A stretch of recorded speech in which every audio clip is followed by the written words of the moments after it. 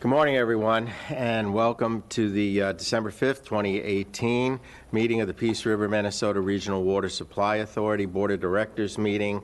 It is exactly, more or less exactly, 9:30. We're going to start with the invocation by Commissioner Langford. Okay. Please rise if you're able to. All rise and bow your heads with me, please. Dear Heavenly Father, we come to you today and we just petition you, dear Heavenly Father, for wisdom and knowledge that this board can make the decisions that would suit you and best suit the people that we serve, dear Heavenly Father. We thank you for a country that we can meet and get together and discuss issues and govern ourselves, dear Heavenly Father. We thank you for that. And along with that, we ask that you keep your hand of protection upon the men and women, dear Heavenly Father, that do their best to protect us. We pray that you just keep them safe and keep your hand upon them. Lord, we thank you for all that you do for us. We just ask that with the holiday season coming up, dear Heavenly Father, that everybody remembers the reason for the season, and that would be you. Dear Heavenly Father, we thank you now for all that you do. I ask that you watch over this board during this meeting, and all these things we ask in the name of Jesus Christ. Amen. Amen. Amen. We'll do the pledge. I pledge allegiance to the flag of the United States of America and to the republic for which it stands, one nation, under God, indivisible, with liberty and justice for all.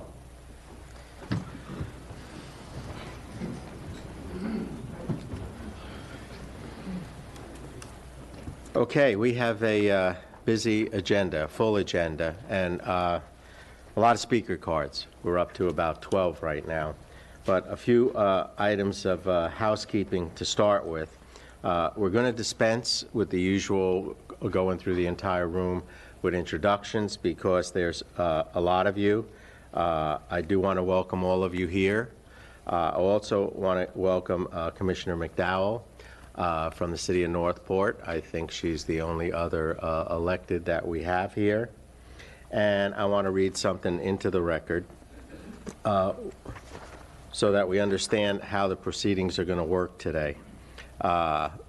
If you have public comment on an agenda item on today's meeting, please sign up and provide your comments on the first public for the first public comment period.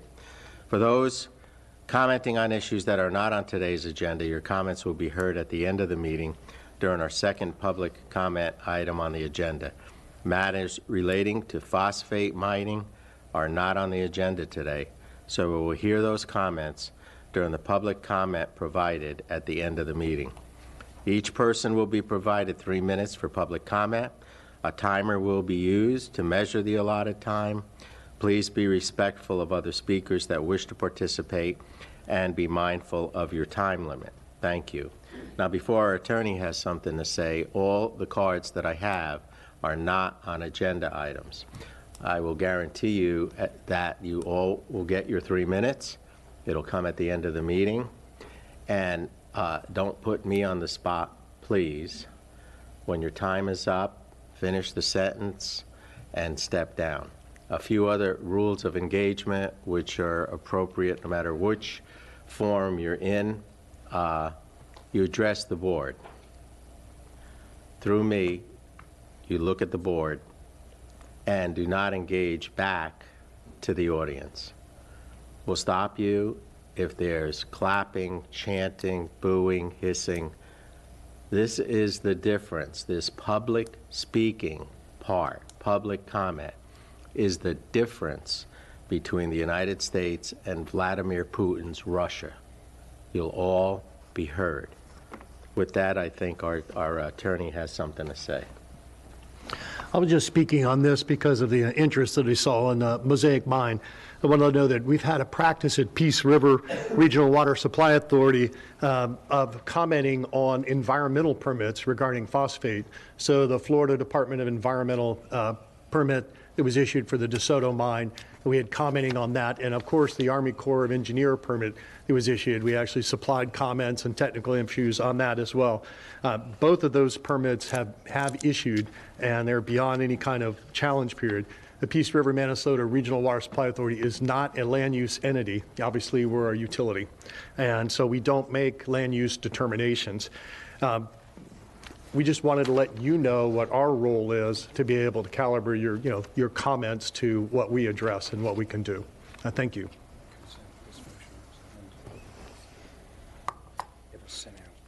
All right. All the public speaker cards that I have, none of them are on agenda items. If you have more cards, you really need to get them in now so that we can file them and put them in the order that I received them. But with that, we're going to move to our resolution and presentation part of the agenda. If we would all go down below, we've got 2 employees. I think that they're retiring. So let's go down and do that.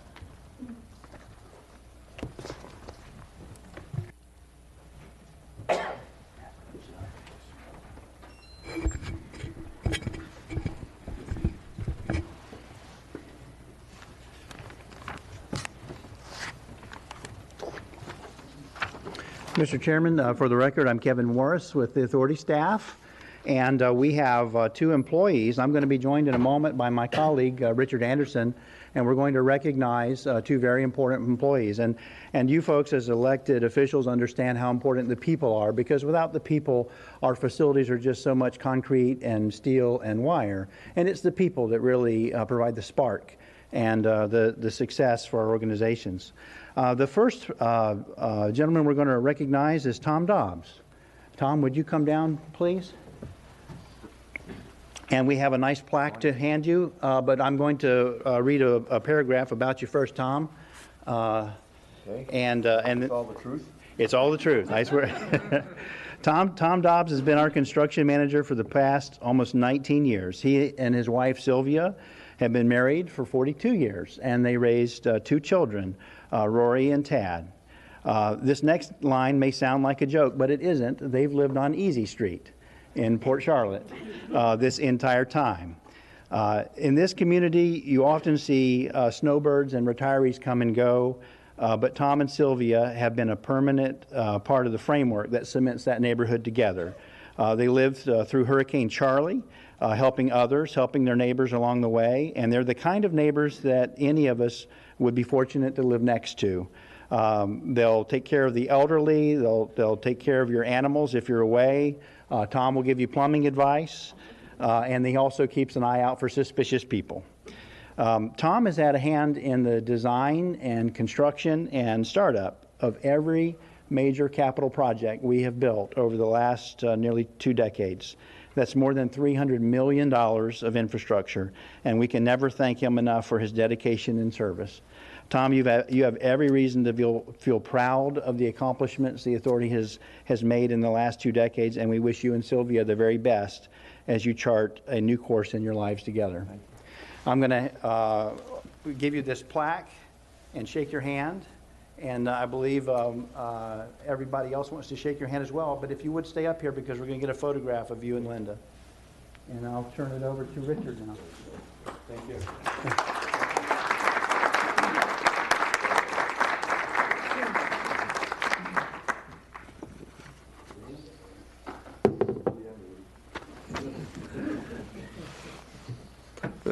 Good morning, everyone. It's my pleasure to introduce Linda Burke. Linda, would you come up here, please?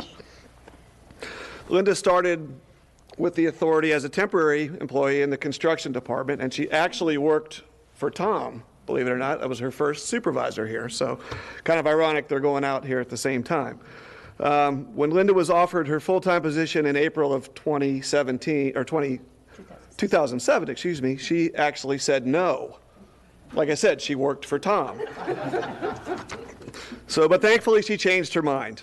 And she's been with us for almost 12 years as the administrative secretary down at the plant.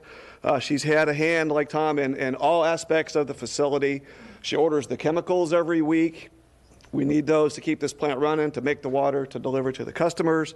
She takes care of all meetings that we have there and supplies and tools and equipment. So when she leaves, she has to keep her cell phone on for at least 30 days so I can find things when she's gone. She's a native of Connecticut, but been a resident of Charlotte County for almost 29 years. She enjoys being active in her church. She works with the youth group and does community outreach. She has 1 son who lives in Seattle, who she's on the way to visit here for Christmas as soon as she retires. 2 grandkids, and believe it or not, 1 great-grandchild as of last month, so congratulations for that. As I said, she doesn't plan to sit still. She's got a trip planned to Seattle and a girls' trip planned to Scotland next year, hopefully. So, Linda, we want to thank you for all your service you've done. We wish you nothing but happiness, and we're going to miss you. I'm going to miss you quite a bit. So, with that, we have this for you. Thank you. And this is for you. It's a Rolex, by the way. Oh, isn't that beautiful? Yes, it's a little Rolex watch.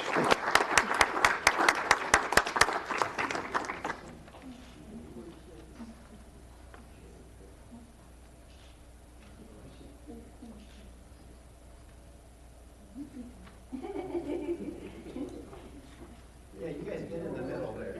Right, yeah. All right. Hey, everybody smile big. We have few shots of this. 1, 2, 3. 1, 2, 3. Tom, would you hold your flap towards us there a little bit? Let me go out. Perfect, thank you.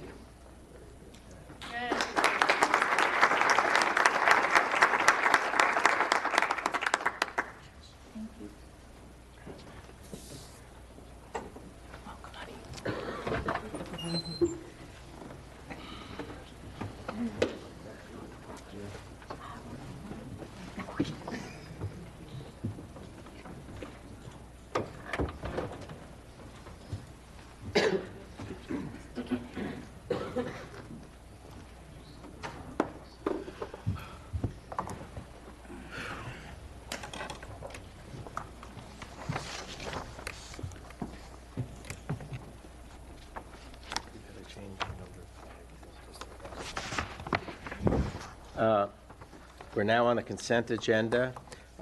Item as amended. Item 5 had a slight amendment. The chair will need a motion unless someone wants to pull any consent item. Yes, sir. Mr. Chair, I need to pull 4, 5, and 7 for some clarifications. I'm sorry, you're only allowed one. Okay. All right. Let's do a motion for the consent agenda with the exceptions of 4, 5, and 7. So moved, Mr. Chairman. Second.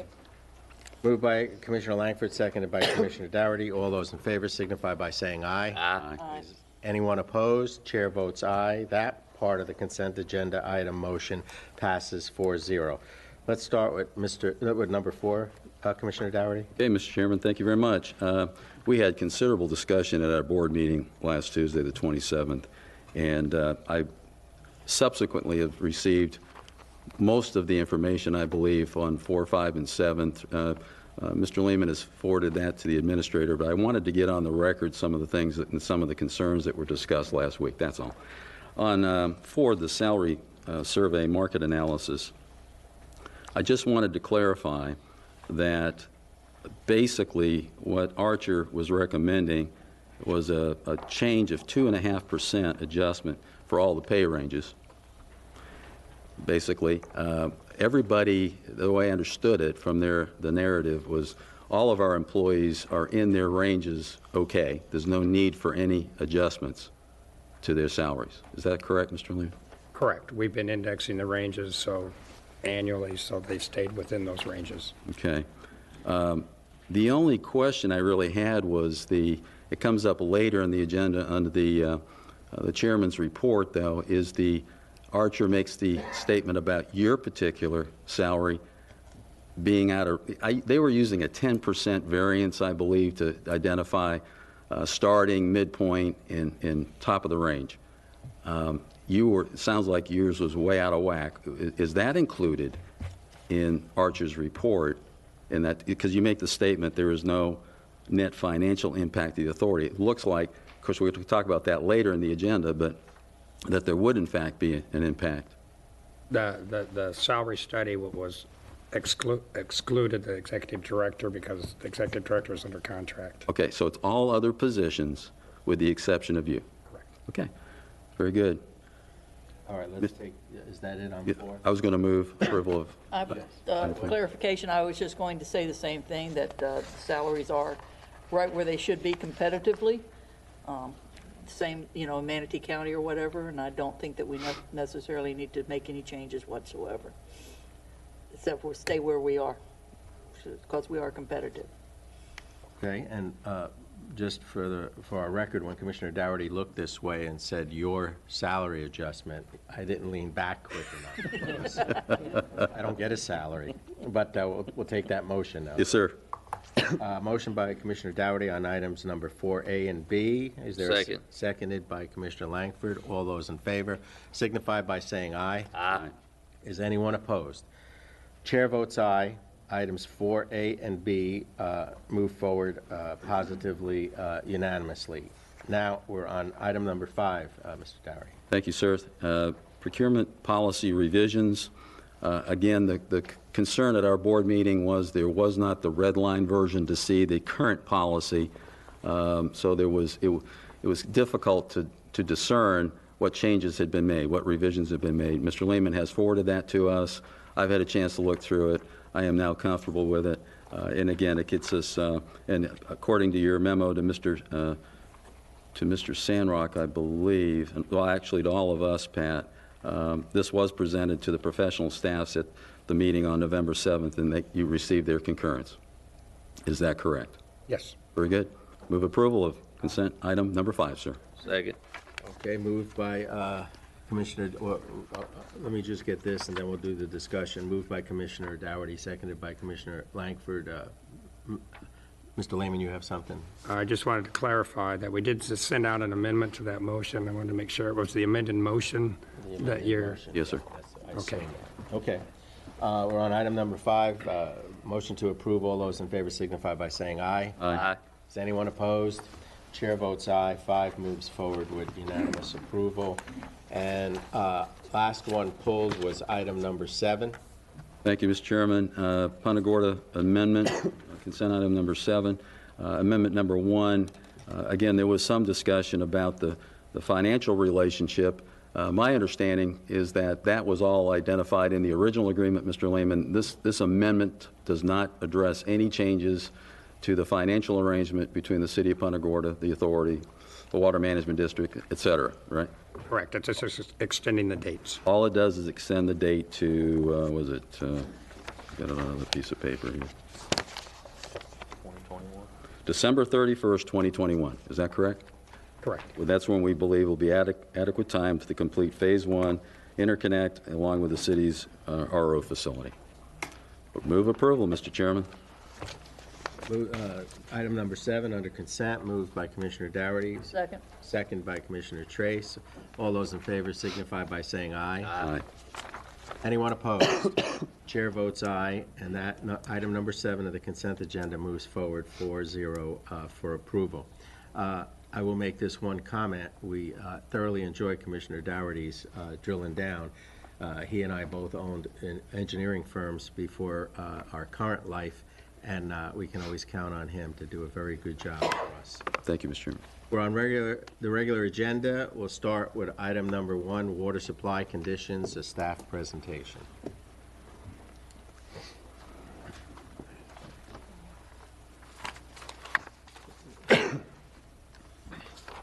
Good morning, Mr. Chair, members of the board. For the record, Richard Anderson of your staff. Mr. Chair, as you indicated, we have a very packed agenda today. With your permission, I'd like to just hit the highlights of the water supply section of my report and then get in a little bit to the annual numbers for the deliveries to the customers, if that's your pleasure, sir. Water supply conditions report. As I said, this is an information item only. Current conditions, rainfall, still running, tracking very close to average on the rainfall. Actually, in November, we hit about twice as what we normally get, about 3.1 inches, rather than the normal 1.2. River flows, correspondingly, are staying fairly steady. We still have water to harvest in the river, which is above the red line of the 130 CFS mark that we're allowed to withdraw water.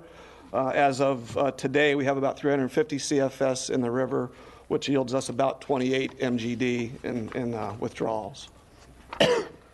For the month of November, we actually averaged almost 40 MGD of withdrawals. That is since, again, this is through the 15th, so that has tapered off a little bit. We're now down to about 28 to 30 MGD in available flow from the river. Surface water storage. I added a new blue dotted line here for your pleasure. This is the actual permitted full level of the reservoir. And as you can see, it reflects the changes that we are allowed to take seasonally outside of hurricane season. The bottom here of the valley is the 6 billion gallons we're allowed to keep in the reservoir during hurricane season. And then when we come out of hurricane season, we're allowed to store about another 600 million gallons. And you can see by the graph, we're right where we should be, completely full in the storage system there. ASR storage. This graph goes back to 2013. This data is significant. This is when we got our operating permit for the ASR system. As you can see, in that 5-year time, we've stored almost 6 billion gallons in that system. We're currently sitting right now at 7.8 billion gallons in the ASR system. And as of November 15th, as you can see, total storage in the surface water system and the ASR system, just over 14.5 billion gallons. So quite healthy. Water production. Now, I want to show you some information here. This is the October 2018 deliveries. You can see the authority was about 22.4. Your county facilities were 46.5. Total production was 69 MGD for the month. Of that, we exported about 3.5 to the Manatee County's coastal community consecutive systems. Total authority usage is about 65.33 MGD. And again, that was for the month of October. The remaining slides reflect y'all's usage for the water year 2018, which is October 1st through September 30th, 2018. Charlotte County, for example, has a 16.1 allocation in the Peace River facility. Your annual usage for the year was 10.5 MGD, about 65% utilized of your available allocation from us. Your self-supply from Burnt Store, 13.2. You used actually 0.4 MGD, so you've used about 13% of your available water at that location. And overall, you're using about 57% of your available permitted capacities. Looking over the last 8 years here from 2010 to 2018, averaging about 1.1% growth overall over that time period. For DeSoto County, allocation with the authorities, 0.675. Your usage for the year, 0.61. You used about 90% of your available supply from the authority. Your self-supply permitted at 0.75, using about 0.3. And again, that's about 40% of your supply available out there at the correctional facility. Overall usage was about 64% of your available supplies. DeSoto County, fairly flat over the last 8 years, a slight increase, but basically a very, very flat curve for the county. For Manatee County, permitted capacity at the Lake Manatee plant, 52 MGD. Self-supplied to your customers within your county service area, 31.4. It's about 60% of your water is going to your customers. Another 4.3 going to Sarasota County, and another 3.5 going to the consecutive coastal communities you serve. So another 15% of your water is being exported to others. Total usage is about 75% of your permitted capacity. And again, your growth rate, although fairly flat the first 3 years of this graph down here, you mirror that 1.2, 1.1% growth from about 2013 on up to 2018. And now for Sarasota County, permitted allocation in the authority system, 15.06. For 2018, you used about 12.5, or 83% of your available water from the authority. Imported from others, you have an 8% or 8 MGD allocation from Manatee County. Again, about 4.3 for the year. That's about 54% of the water from that source. And from your county facilities, you've used 2.9 for the year, or about 27% of your available water from that. Overall, you're 59% of your available capacity is what you're using. As far as growth rate, again, all these mirror about the same, about 1.2% growth over this 2010 to 2018 period. And finally, City of Northport. Northport's allocation is 2.86. For the year, they used 0.94, or about 33%. They rely heavily when available on their self-supply system. They have 3.3 in permitted capacity at their facilities on the Myakatchee Creek. They use 2.15 for the year, or 65% of that source. Actually, right now, they're doing some maintenance on their facility, and we are supplying almost all of their water from the Peace River sources. So we're able to give you about 3 MGD a day while you're able to do your work on the plant. This is a good time of year to do that when no water is available in the creeks anyway. So it's great to have that interconnectability and be able to deliver the water when we can. Total usage is about 51% of all your sources for Northport. So looking good. And the Northport's growth is about double the rest of the region. They're about 2.6% per year over the same time period. So a little stronger growth in that area. And overall, the regional demand, again, mirrors, excuse me, that 1.2% growth over this period. For the end of the water year, we delivered 69.58 MGD, which is about 66.5% of our available sources within the region. And this is a similar graph summarizing that same thing. We have 104.7 available, 69.5 was used, leaving us 35.1 or 66.5. And this water includes the water that is sent to the consecutive customers of Manatee. If you back that number out, it's about 63% of available is utilized. So with that, I'd be happy to answer any questions. I know I went through that fairly quickly, but Thank you for the speed. Thank you for the report. Any questions? No, sir. I do have a couple of comments. Sure. Just for people listening to this. It's clear that the boards that came before us, there's 25 years worth of data on our withdrawals, when we can withdraw from the river. But things are going just wonderfully. We're only using 2/3 of our capacity right now. I sometimes mess it up slightly, so I want you to help me with this. The 1 day, 24-hour period when we were in Tropical Storm Irma, how much water flowed past our intake valves and went into the Gulf wasted? I have to be careful because I think I misspoke when I said this originally, but I think it was 19 billion gallons of water flowed past the intake structure in 1 day. So that's more than we currently have in storage. That would fill the reservoir approximately 3 times at this point, yes. Well, thank you very much for that. And for you folks that are interrupted with your sunbathing, we love when it rains. So Thank you. we're on item number 2, Regional Integrated Loop System Phase 1 Interconnect Project, US 17 to Punta Gorda, Parts A and B. A is an award to contract to Reynolds Construction for construction of Phase 1 Regional Interconnect for an amount not to exceed $8,228,000. Part B, approve work order number 3 to King Engineering Associates for construction phase services on the Phase 1 interconnect for an amount not to exceed $897,470. And I'm sorry, there's a Part C, 2C, approve negotiated settlements on 4 properties for the Phase 1 interconnect. So, good morning. Morning, Mr. Commissioner and Board. I'm Ford Ritz of your staff, and this is for the award of the Phase 1 Interconnect project. This is what I'm going to discuss this morning. I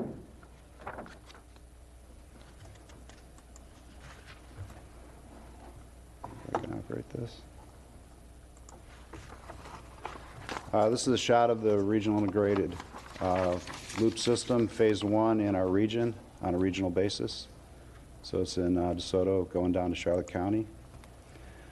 Regional integrated loop system starts at the terminus of our system in DeSoto County and will go south and east under Shell Creek and end up at the city of Punta Gorda Shell Creek Water Treatment Plant. It's about 6 miles of 24-inch diameter pipeline.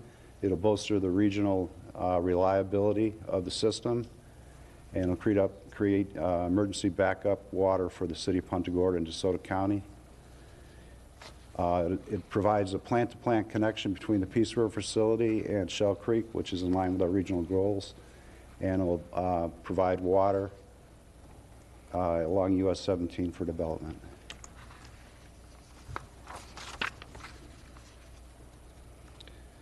The bid results were very favorable. We had 5 bids. They range from $8.228 million to $10.8 million, and for a total of about $10.8 million. And this is under our $12 million of funds budgeted for the project. So things are looking good. On the chart below, you can see that the lowest 3 bids were within 5% of each other. So this gives us great confidence moving forward with the bid results.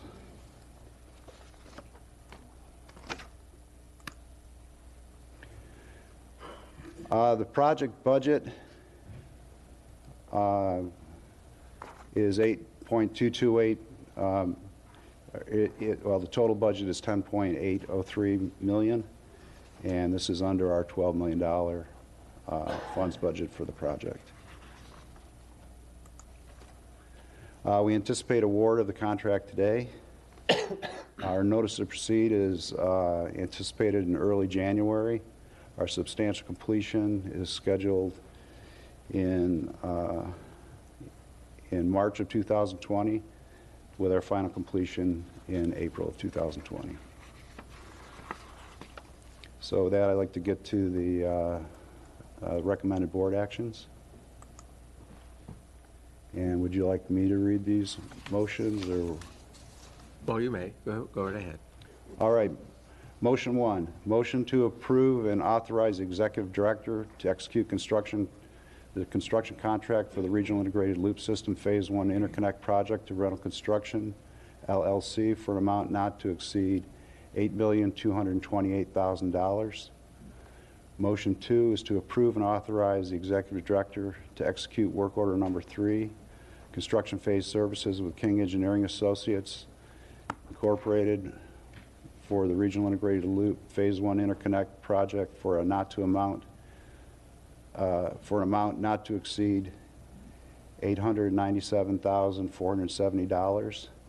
And motion 3 is to approve 4 stipulated order of takings and final judgments, which collectively provide 3 temporary construction and 3 permanent utility easements necessary for the Phase 1 Regional Interconnect, with a collective cost of $171,717.50. Mr. Chairman, Yes, sir. move approval of motions 1, 2, and 3. Second. Motions 1, 2, and 3 on item number 2. Those are items 2A, B, and C, made by Commissioner Doherty, seconded by Commissioner Trace. All those in favor signify. Mr. Chairman, Oh, I'm sorry. Go Before right ahead. discussion, I think it's important that we emphasize, clearly emphasize to the public that we are $1.2 million below the budget. This rarely happens.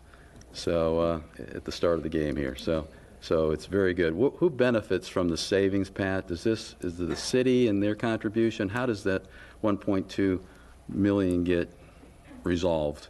It's all good, but I'm just trying to understand it. Mr. Chair, members of the board, Mike Coates of your staff. The agreement that we have with the Water Management District and with the City of Punta Gorda provides that any savings remaining at the end of this job accrue to the Water Management District. Okay. So that's where they will go. Now, we're at $10.8 million of a $12 million budget. There may be other things that need to be done, change orders, but any savings would go to SwiftMud. Very good. All right. Looking pretty good right now. And it's amazing, if I may, a lot of jurisdictions struggle because everyone is so busy now that the bids come in high. But I think people know that working with our authority, their life is not a lot of stress and strain, that we're very well organized and our staff and our engineers know what they're doing. So with that, any other comments? We're on items 2A, B, and C. Hearing none, all those in favor signify by saying aye. Aye. Anyone opposed? Chair votes aye. Motions 2A, B, and C pass unanimously. We're on item number 3, Lakewood Ranch Administrative Office Building Acquisition. Ann, I think you're going to help. There you are. Yeah, Mr. Chairman, while I am setting up, I just want to give a little historical perspective of how we got to where we're at. That when the authority was formed, Manatee County graciously offered up, and Sonny Vergara was executive director at the time, the Q House, the infamous Q House out at the water treatment plant in Manatee. That was long before my time had come into the authority. I was hired in, and Sonny started creating staff in 1992 after the acquisition of the facilities down at Peace River. It became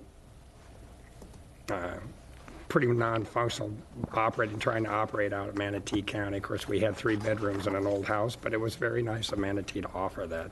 So Mr. Vergara moved us into the I-75 corridor on Fruitville at that time. And since that time, we've changed offices a couple times, and currently up in Lakewood Ranch. Over the last year, the owner of the building has offered us the first right of purchase. He's basically clearing out all the buildings that he owns. He sold 3 in the last year.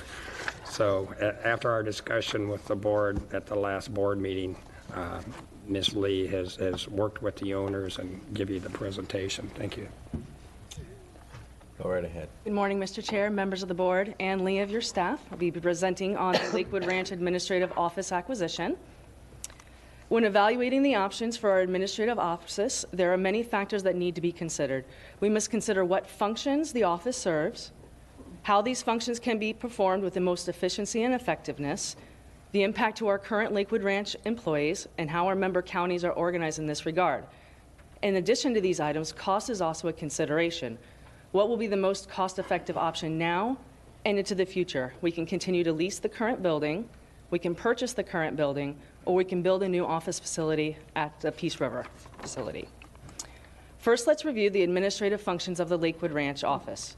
The administrative office has 3 major functions: executive management, finance and administration, and engineering, which, as you can see, perform a myriad of tasks from policies and strategic planning and outreach to finance, human resources, engineering, and compliance.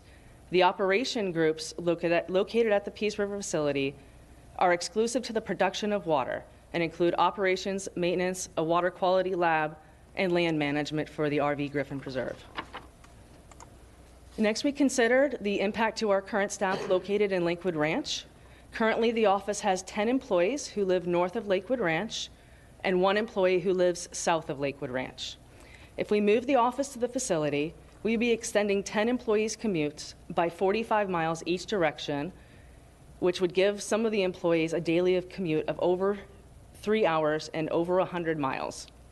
Please keep in mind that when we hire staff for Lakewood Ranch, they are hired specifically for that office, and several of the employees that we polled in there would not be able to commute down to the plant on a daily basis due to family obligations such as daycare arrangements, after-school programs, etc.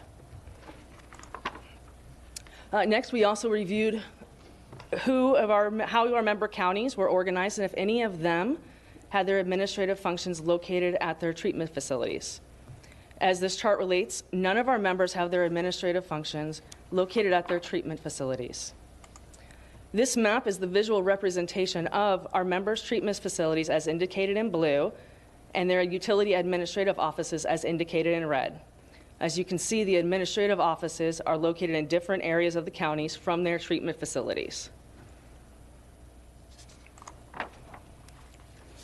In terms of cost, we must consider the impact of all three potential locations.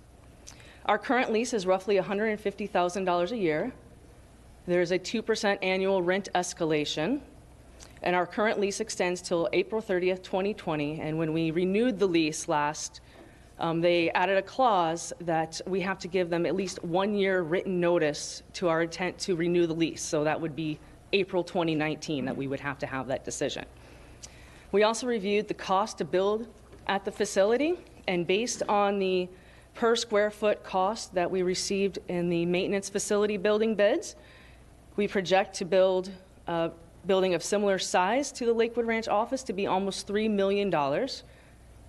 and its location at the Peace River facility may impact future plant expansions based on a site master plan that was recently finished. Lastly, we asked Chapman and Associates, the appraisers that worked on our project, to recertify the appraisal that was completed in September, and based on recent sales, the building is currently appraised at $2.125 million. Based on the updated appraised value, we began negotiations with the owner, who did agree to a purchase price of the appraised value of $2.125 million, and that would include $125,000 of escrow deposits, 45-day inspection period, and we would close in late February. To further investigate the viable cost options of leasing versus purchasing the building, we looked at the potential costs for the first year as well as the costs over 20 years. Please note that the rent expenditures as well as the lease income on the base are based on the current escalation factors found in the rental agreements, and the CAM costs assume an annual escalation of 2%. As you can see, we estimate the first year of expenses to be slightly less than the current lease costs, and over 20 years, we would pay roughly triple the amount of owning the building if we continued to lease. Not to mention the authority would have an owned asset and would not have to relocate in the future due to growth. In terms of financing, we have been working with our banking partner PNC and our financial advisors Hilltop Securities regarding the terms of a 10-year bank note. PNC has supplied us with a term sheet with an indicative rate as of December 3rd of 3.65% for a 10-year note in the amount of $2 million, and the total debt payment here shown of $2.535 million is given on the term sheet plus the escrow deposits of $125,000. In addition to the cost comparison, we also reviewed and updated our purchase versus lease break-even graph, which reflects the prospective lease costs on a cumulative basis versus the purchase price of the building of $2.125 million. Based on the analysis, we will have lease costs totaling the $2.125 million in roughly 12 and a half years. Now, once we have gone through all of these options, based on the administrative functions, employee impact, member organization, and costs, we created a scorecard which ranks all of these options, with one being the highest ranking. As you can see, acquiring the office is the highest ranking, most cost-effective option, and relocating the office to the plant is the least cost-effective and lowest ranked option.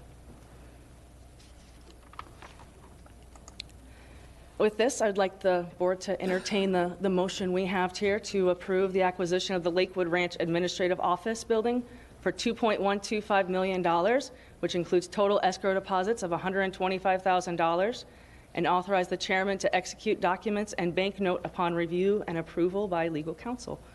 Mr. Chairman. Ann, thank you very much. Commissioner Doherty, do you want questions for Ann at this point? I would like to go through this particular item. Received a considerable amount of discussion at our board meeting last week. And I'd like to go through it independently then over the weekend. Y'all know in my background, and people I know, I went through and I respectfully disagree with the evaluation that's been performed. I'd like to go through that, explain some of those things in detail, just to share with you that I've come up with an entirely different conclusion. But there's some big question marks in however you look at this. There's data that's missing, I think. So if you don't mind, I'd like to go through it.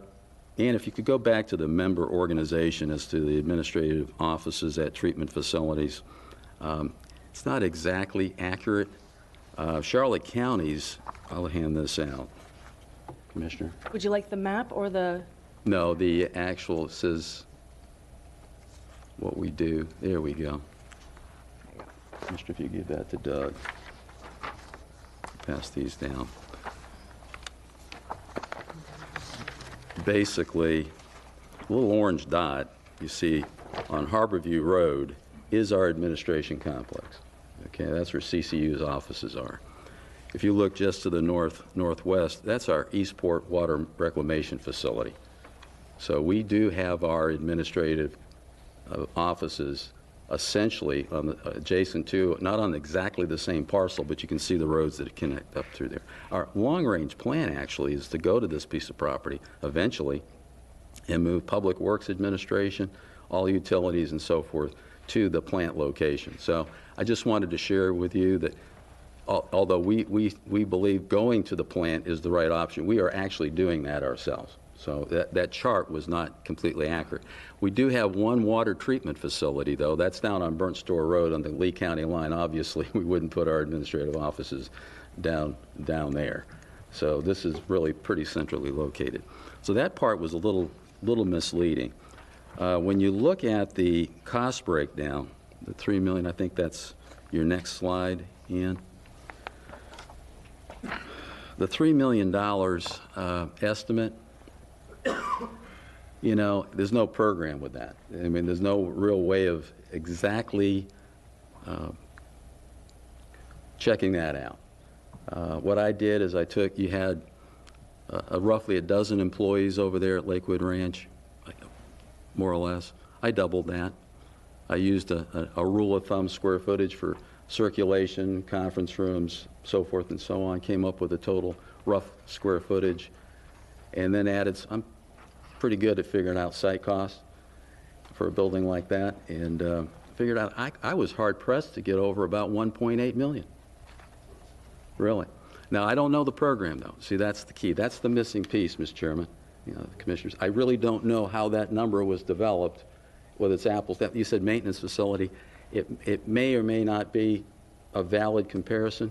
So that puts a big question mark. I don't think it will cost us as much as acquiring Lakewood Ranch. What did you use, if I may ask, for a square foot cost to construct? $250 a square foot.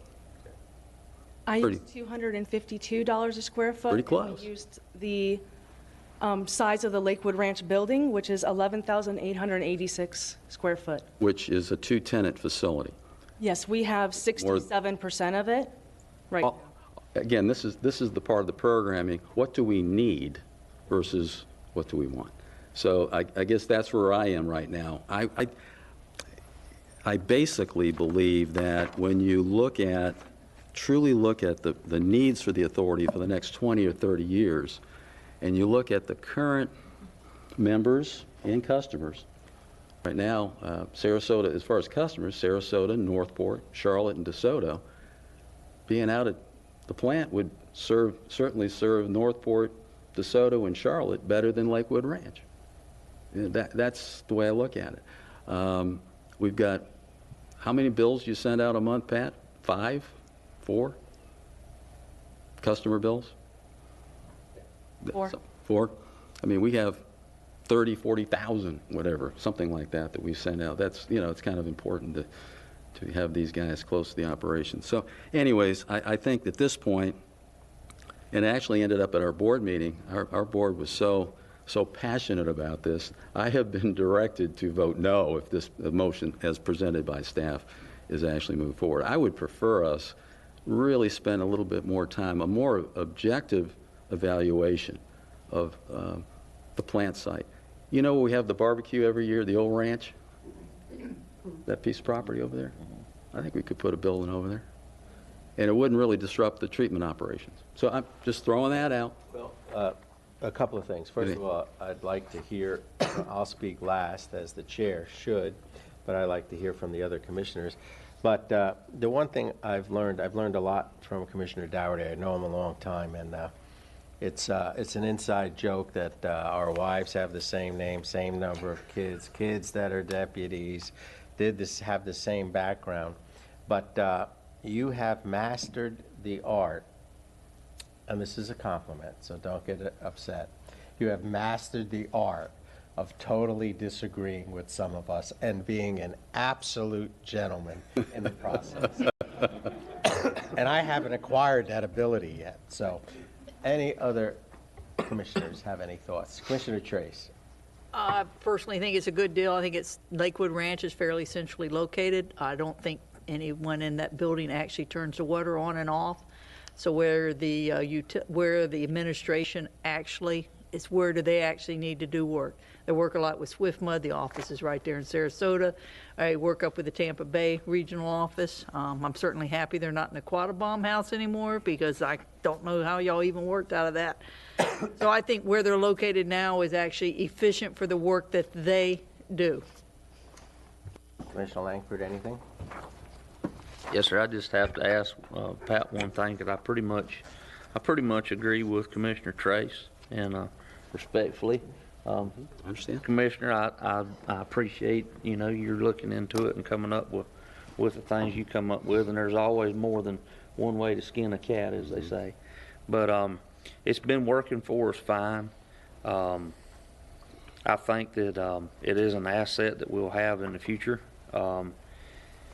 that we would be able to disperse with if we just figure out that we don't need it one day later on down the road, and it may be a money maker for us in the future. But the one question I had is I know Ann said that there was 60, we had 60-something% of the facility or whatever. Is there the way it's set up, is there anywhere for us to lease part of that out to another operation, to another business? The other side of the building is leased out currently to Kirkland and Barbero. Okay, so we would also be receiving. Right, we would, and We'd turn in the landlords, basically. yeah, we would take over their lease, and those lease income is here right now. The lease income is a little over $65,000 a year, plus they pay the other 33% of all the common area maintenance charges. Okay. Okay. Well, with that said, I'm gonna have to go ahead and throw out on the table that I'm gonna have to go along with approving the motion to secure the facility. All right. Well, let's hold off. Yeah. We don't have a motion yet. And my comments are, I have followed this. I've met with staff as your chair. I have monitored this. My wife and I own a tremendous amount of property, and I used our tests of costs. And I have to say that in my memory, certainly this will be the first time that, at least publicly, that I disagree with Commissioner Doherty. I want this to happen. I think it's a good idea. So I will vote for it. With that, the chair will entertain a motion on this. So move. Second. All right, we're on item number 3. We have a motion by Commissioner Trace, a second by Commissioner Langford. Item number 3, Lakewood Ranch Administrative Office Building Acquisition. If there's no further discussion, all those in favor signify by saying aye. Aye. Any opposed? No. The motion passes. The chair votes aye. Motion passes 3-1 with Commissioner Doherty voting no. We are now on item number 4, legislative priorities for 2019. Yes, Mr. Chairman, I'm going to pitch hit for Ms. Sauls. Ms. Sauls recently became a first-time grandmother. Congratulations. So she's off tending to family duties, and she's very blessed to have her first grandchild. So next time you see her, make sure you congratulate her. In your board book were our draft legislative priorities for 2019. They're fairly consistent from the prior year and certainly consistent with our strategic plan. We'll be continuing with the partially treated water aquifer storage recovery project and requesting $1 million to keep moving that project along. We're nearing completion of the permitting, so we would anticipate at the next appropriation cycle that we would be getting into the engineering for the design of it. We've also added on to it that the Potable Water Reuse Commission is drafting recommendations that they want to propose into legislation come December, that we will be participating in monitoring that process. So those are the two basic concepts that are different from prior year. So with that, we would ask a motion to adopt those priorities. And we will be attending the county delegations. Charlotte is scheduled for tomorrow. Manatees is scheduled for the 19th, and we haven't heard on the other 2 counties. Thank you. Any comments from the board on item number 4, legislative priorities for 2019? Move adoption of legislative priorities for 2019. Second. I need to do that again, Mr. Chairman. My mic was off, so they record it. I'll move to adopt the legislative priorities for 2019. Second. Okay, moved by Commissioner Doherty, item number 4, seconded by Commissioner Trace. All those in favor signify by saying aye. Aye. Is anyone opposed? Chair votes aye. Number 4 moves through with a 4-0 unanimous yes. Item number 5, Environmental Stewardship Program Staff Presentation.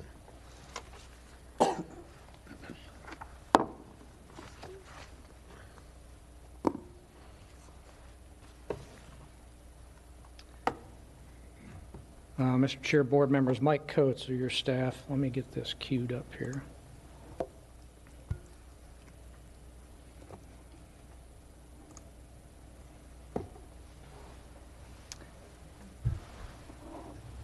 Okay, regular item number 5, Mr. Chair, is a summary of the authority's environmental stewardship programs. These are programs that support protection of the resource, and they guide us in the development of water supplies and interconnecting the region.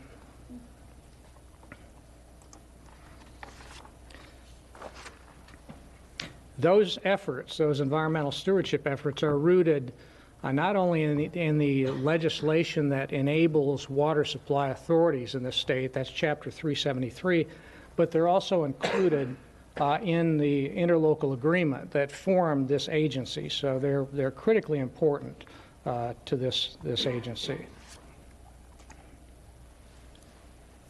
Oh.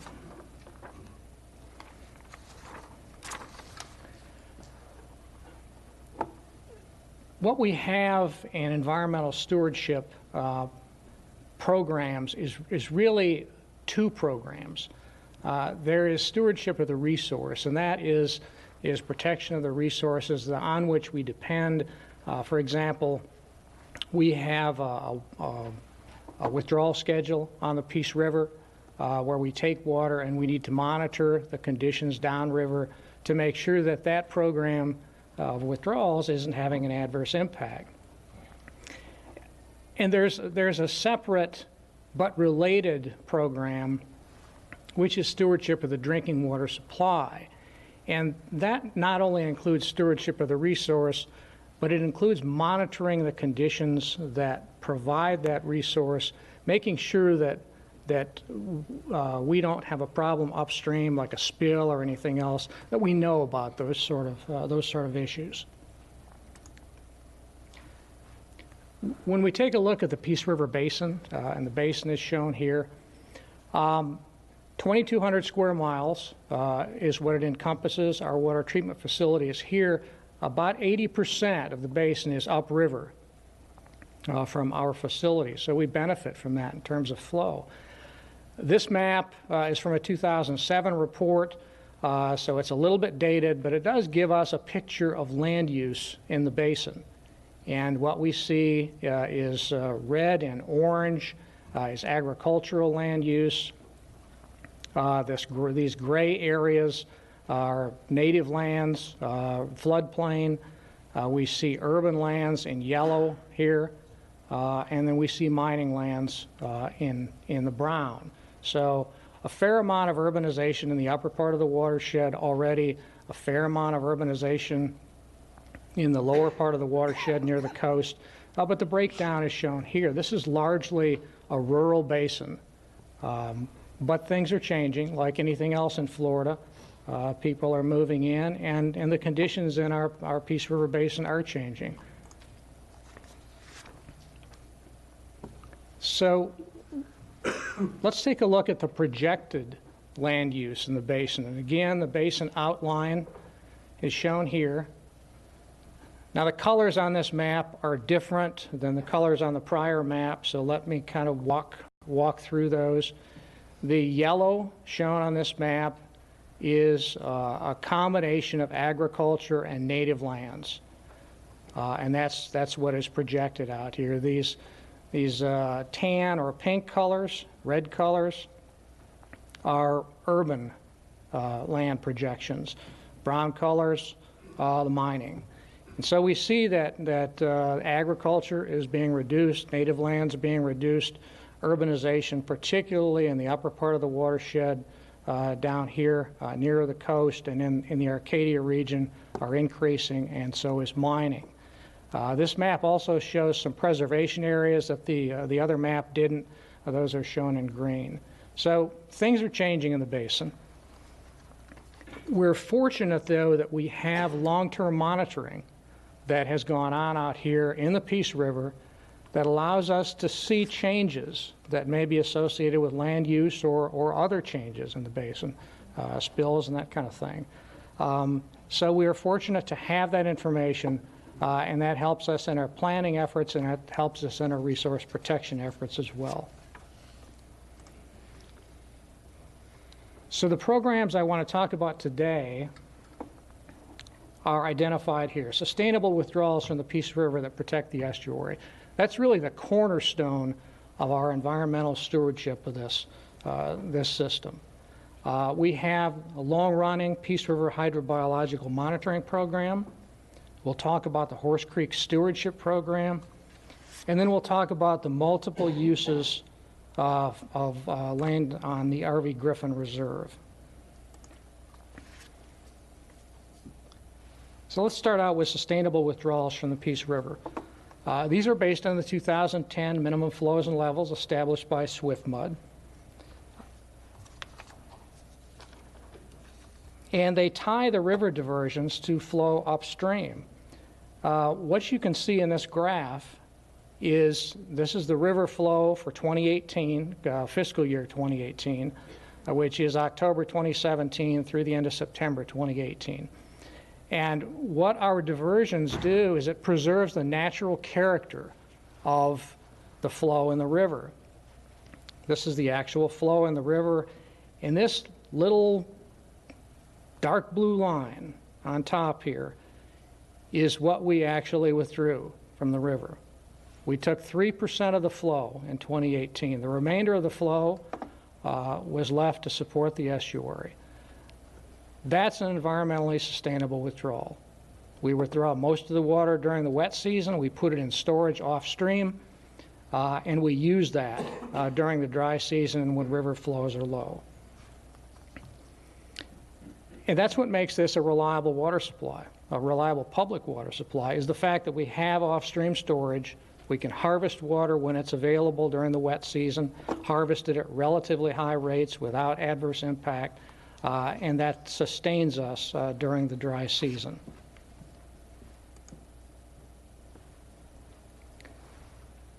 Next up is the authority's long-running hydrobiological monitoring program. That program has been in place for over 40 years now. It's the longest running environmental program that we know of in Florida. It monitors the lower Peace River from, let me get this here, just above our intake on the Peace River down into Charlotte Harbor. The program focuses on water quality and biology, and it provides a check to ensure that our withdrawals from the river aren't causing an adverse impact on the lower river and the estuary.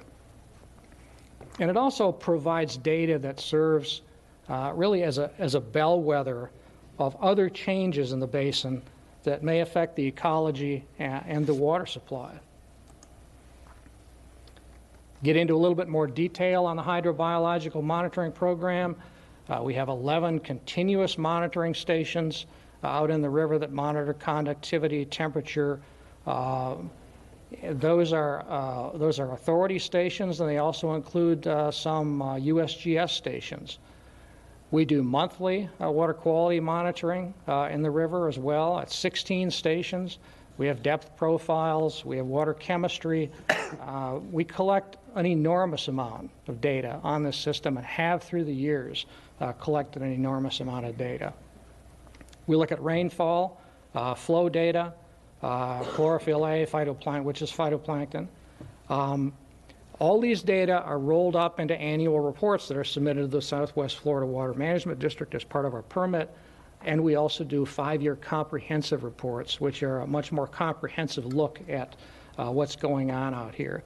Those data, again, are shared on a state database called WIN. Used to be called STORET, but it's now called WIN. So all of that is available. If there are significant changes in this system, we'll see it. This program will show it.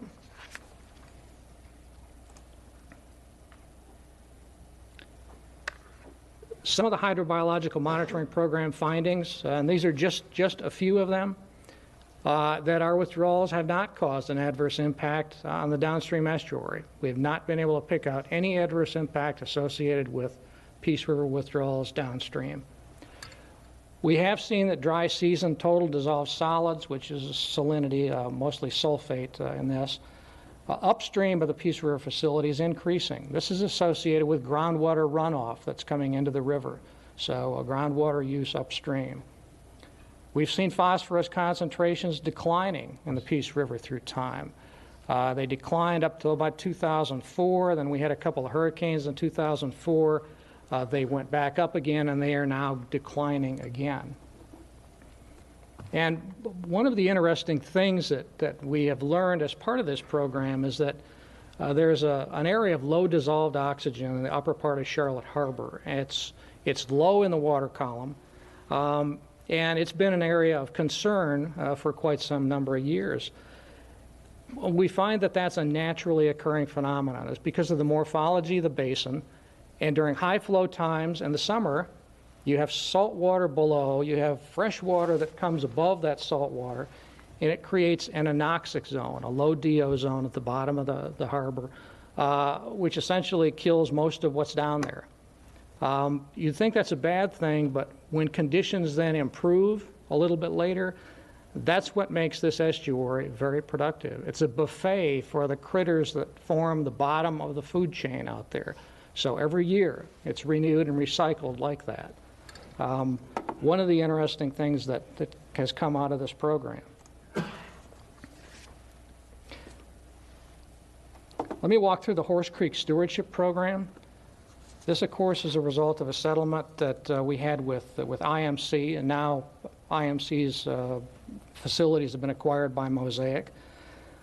It's been in place since 2003, so we've got 15 years worth of data on this system.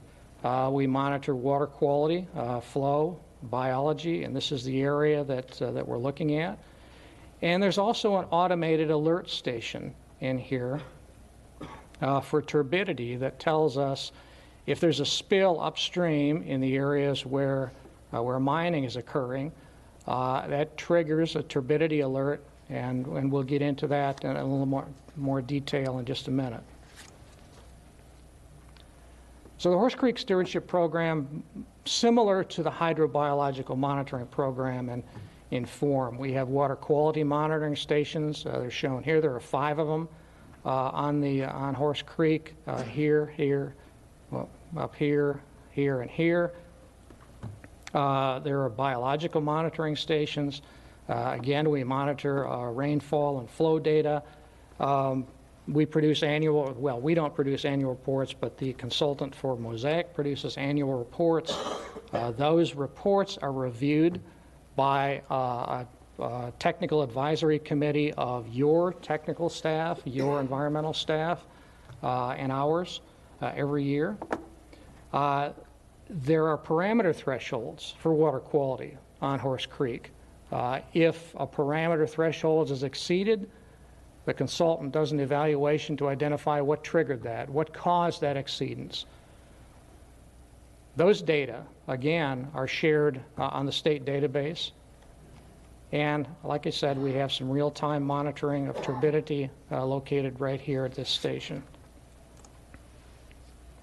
So what have we learned on Horse Creek Stewardship Program? We've not identified any impacts in the Horse Creek Stewardship Program to date from mining in the upper reaches of Horse Creek. We just can't see it.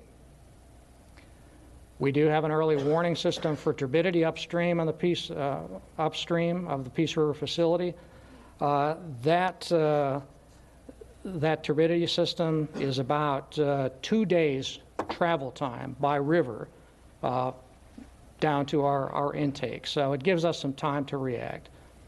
And we also see that dry season TDS in the lower Horse Creek is increasing, not in the upper part of the Horse Creek, but the lower part of the Horse Creek Basin down closer to the river.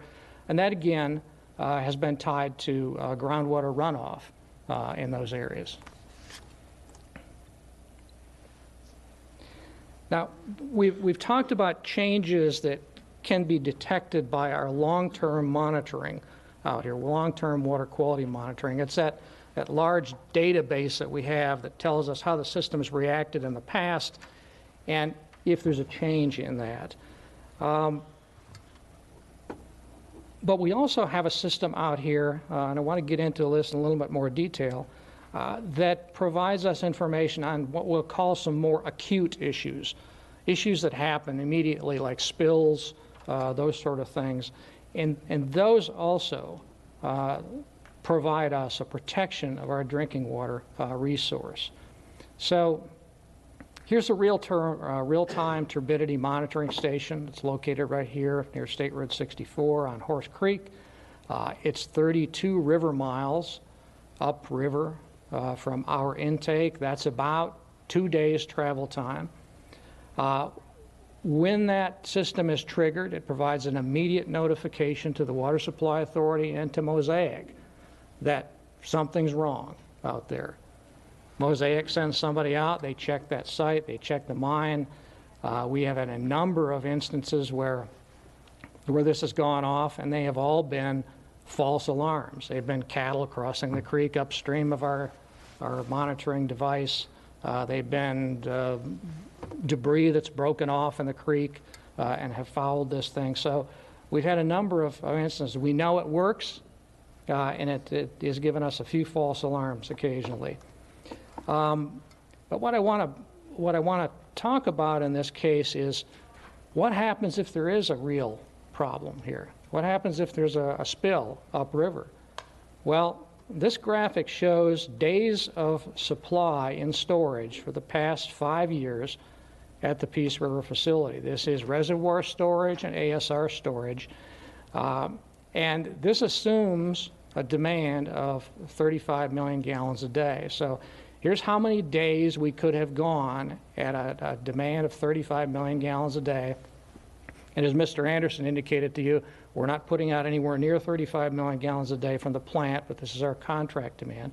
How many days we could have gone on our current storage. And you can see 250, we're down to the lowest point on here is about 225 days. So our reaction when there's a problem like that is to get off the river. We just don't pump, and we run on storage. So we have an early warning system, and that allows us to run on this off-stream storage. If we have to run a couple of weeks or a month on off-stream storage, not a big deal. We have additional supply protections on the Peace River as well, and well, in fact, this works for Horse Creek too, through the state warning point. And this is the system where if you have a sewer spill, you report it to the state right away. If there's a major accident on I-75, it gets reported to the state warning point. If there's a sinkhole, it usually gets reported to this state warning point. We receive these notifications daily for everything that's reported to the state, including spills. So Richard Anderson and I and Mike Chell, we all look at this stuff on a daily basis and see, is there anything in our area that we need to be concerned about? And we would take action if there were. In addition, we sample the river daily because we're sampling for algae and TDS and various other components. And if there were a problem, again, our solution in this case is to run on storage. It's just stop pumping from the river.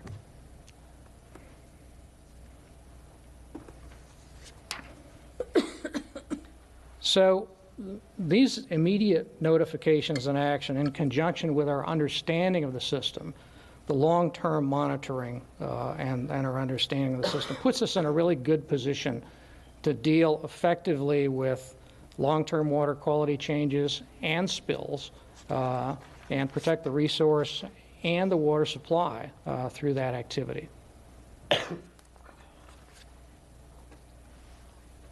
Now, let me finish up by talking about the RV Griffin Reserve. This is, of course, 5,800 acres owned by the Water Management District.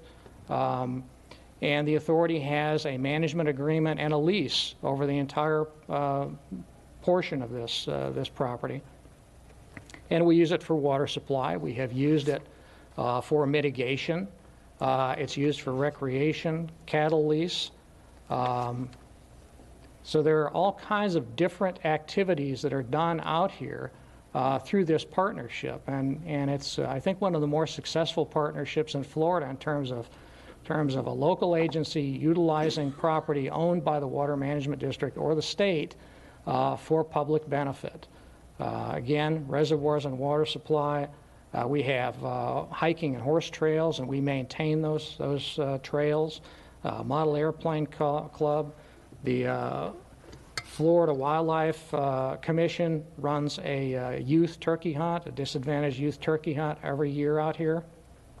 And there's also a cattle lease. So this is a really good example of a program that works, and it provides for environmental stewardship, but it also provides for public access on these environmental lands for public enjoyment and just the benefit of the entire community. So that's, whoops, let me back up here. That's all I have on the environmental stewardship program discussion. If you have any questions, I'd be glad to answer those. Questions? Commissioner Doherty. Thank you, Mr. Chairman. First of all, thank you, Mike and Pat, for putting the presentation together. I believe I'm the one that requested it here a couple of months ago, and I think it's important that we communicate.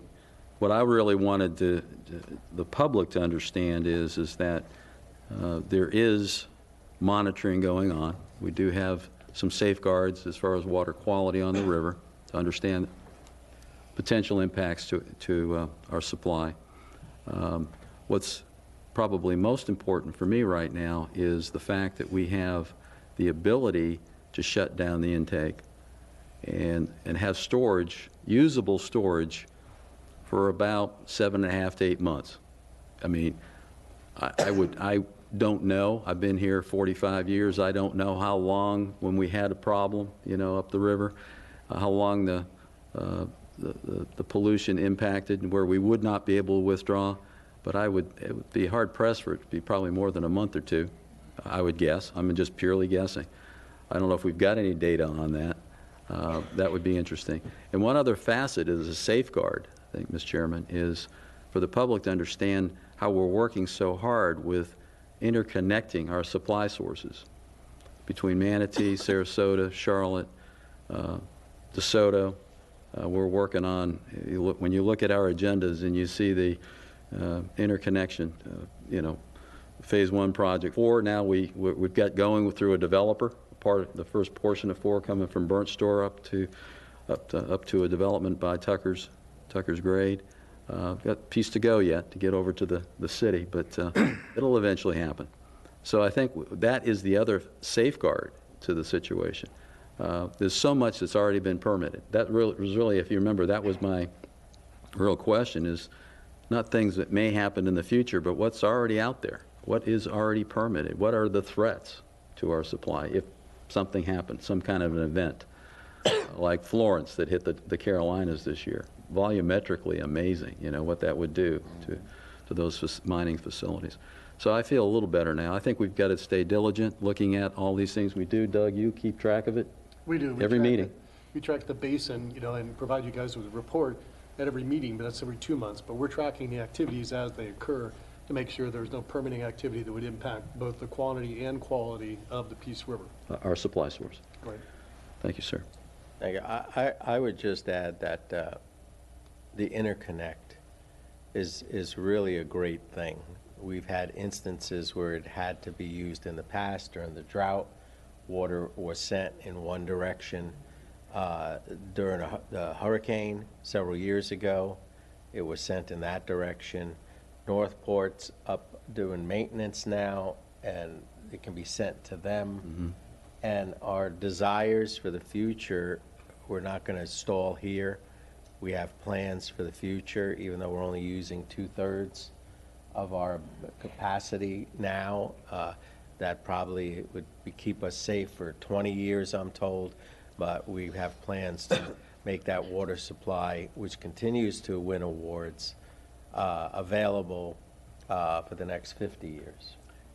Go right ahead. Yeah, and one additional follow-up is that I think it's important for the public to understand what our mission is. Specifically, it's to monitor the river for our supply purposes.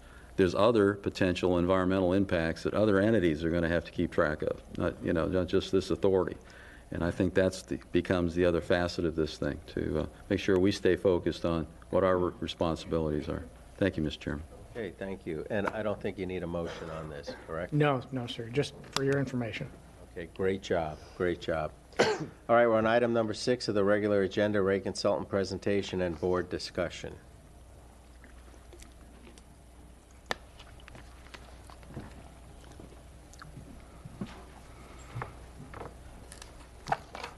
Good morning, Mr. Chair, board members. Mike Coates again, your staff. This item continues our discussions on policy and funding mechanisms for the authority's future capital projects. Today we're pleased to have Andy Burnham and Eric Grau here from Stantec to discuss some of the work they've done as the authority's rate consultant to evaluate funding mechanisms for your consideration. As a prelude to their presentation, I want to walk briefly through some of the funding framework that we've discussed with the board and your staff in the past. In preparation for this meeting, we also had Stantec participate in our November 7th meeting with the professional staff where these funding mechanisms were discussed. As we look at future funding for water supply and transmission projects, there's commonality in how the authority charges for these projects. You see future supply up here by contract. Authorities can prepay or the authority can issue debt. Same situation for regional transmission. Current debt service is included in the authority's base rate charge for future supplies. Obviously, same situation for regional transmission pipelines.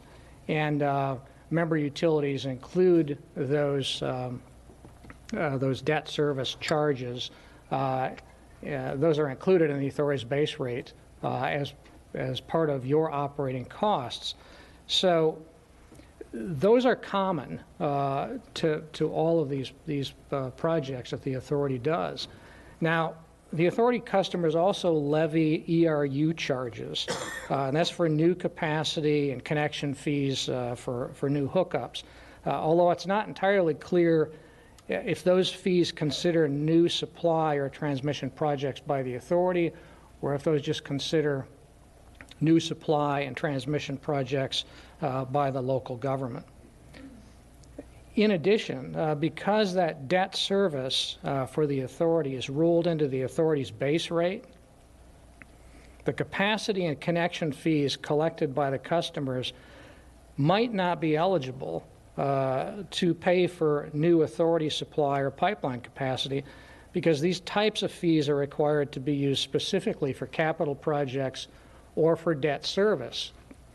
And since we haven't broken out debt service in our rate, we don't bill you for that. So that may be an impediment to using those fees to pay for authority projects.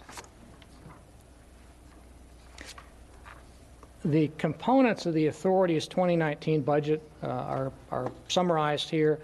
The water use charge covers the variable costs like power and chemicals for producing water. That's related to the actual production and delivery of water to our customers. It's been 74 cents, I believe, for the last 74 cents a thousand gallons, I believe, for the last 7 years. So that's stayed the same. And then there's a base rate charge. The base rate charge is comprised of fixed operating costs plus debt service, and these are billed to the customers each month. 12 monthly increments. based on pro rata share of your water allocation in the Peace River facilities and whatever your participation in authority debt has been. And that part of it, that participation in authority debt, is really something that's somewhat different than the way these other costs are handled. So there's a commonality in the way these charges are assessed. Variable charges, everybody pays the same amount for whatever water is delivered to you per 1,000 gallons. In the fixed cost, everybody pays your pro rata allocation in the fixed cost for the Water Supply Authority. So breaking out debt service as a component of the authority's rate could facilitate growth-related capacity and connection fees for future regional supplies and pipelines. So that's something that Andy and Eric are gonna explore here a little bit more in their presentation. In addition, while we're still working on the definition of common benefit projects, Stan Tech is going to discuss a hypothetical common benefit project such as the maintenance warehouse project, how that might be handled in the future, and we had a good discussion about this on the November 7th meeting with the professional staff. They'll also provide an example of methodology for how non-member pipeline connections might be assessed. So with that, I'm going to turn this over to Eric, and he's going to walk through what they've done for us.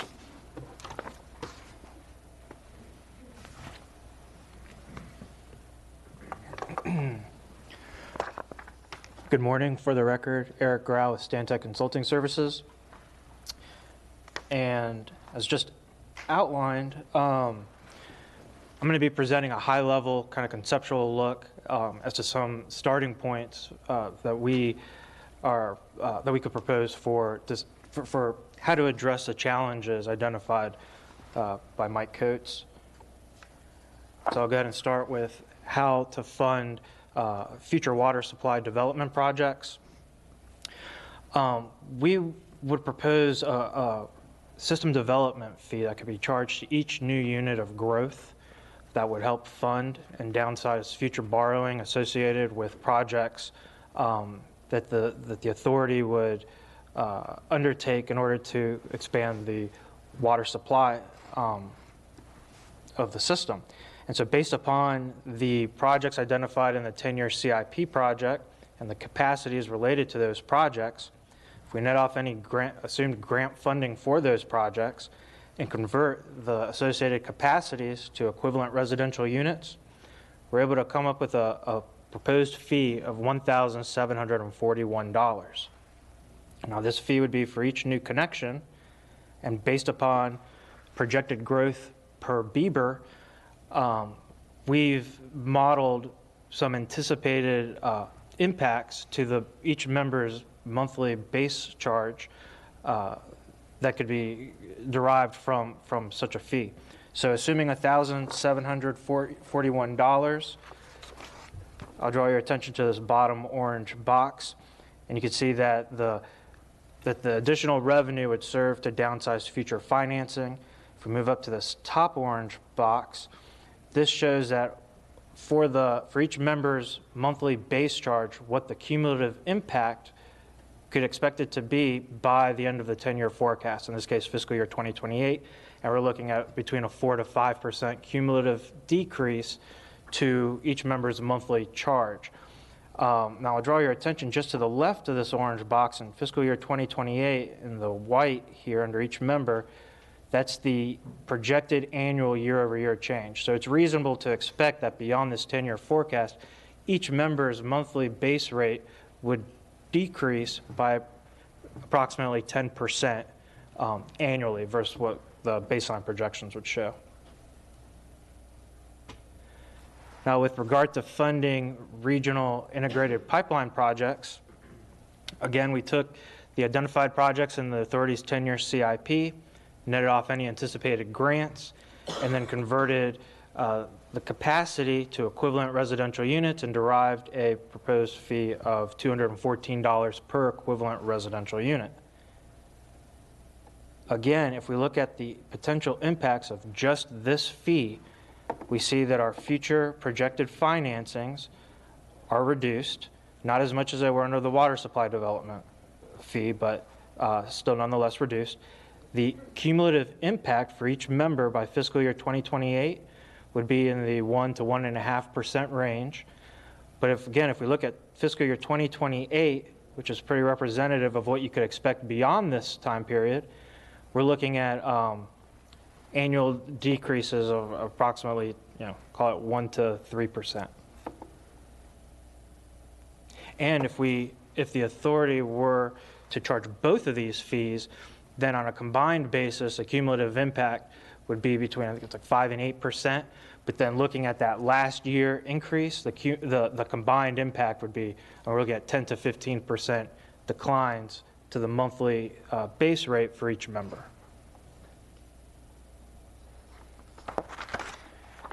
And so then we looked at common benefit projects, such as an example, the maintenance warehouse facilities improvements. In the past, the authority has funded these sorts of projects as part of larger expansion projects, or the board has approved either renewal and replacement transfers or some other transfer from the operating fund to pay for those projects, and then the cost would be allocated to each of the members based upon the water supply, member supply allocations. What the authority is seeking is a policy for sustained future funding source, and what we would propose is maybe treating these common benefit projects as renewal and similar to how renewal and replacement projects are, where there's a transfer annually as a dedicated funding source for these types of projects that each member would share in funding this transfer, and it would, like the R&R fund or the R&R transfer, would be allocated based upon member supply allocations. Now, this type of solution, though, would have a negative impact on the monthly base rate, cause fees to go up, as you would likely have a higher transfer to pay for these projects. So careful consideration with regard to interim financing or a strategic use of reserves to kind of offset from year to year fluctuations in required capital investment for these types of projects would be, highly recommended in order to avoid a rate shock.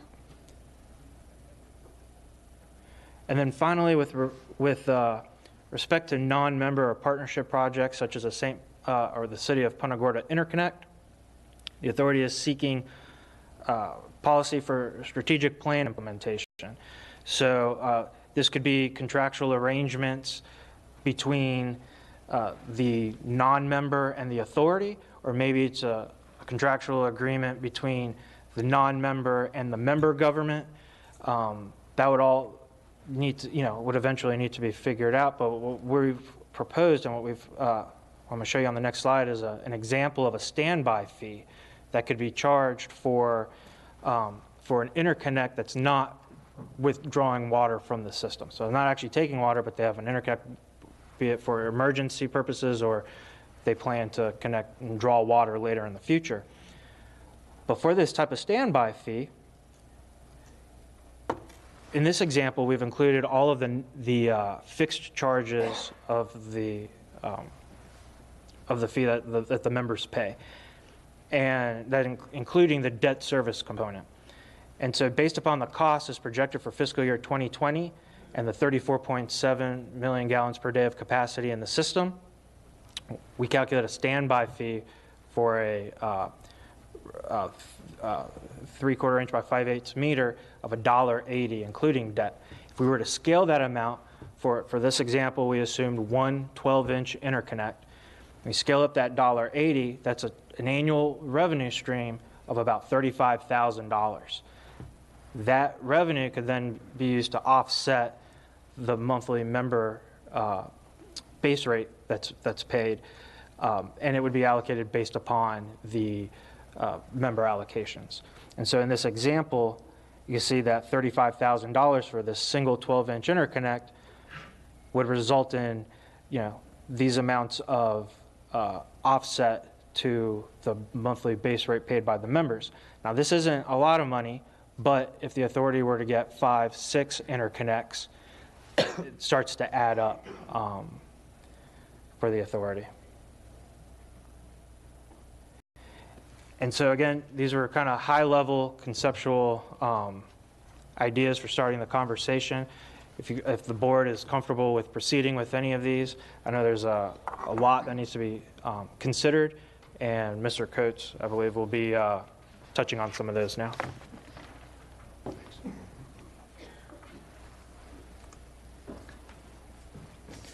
Mr. Chair, our next steps with board approval would involve coordinating with the customer's water rate consultants and the customer staff on capital cost, fee structures. Fortunately, the rate consultant list is pretty short.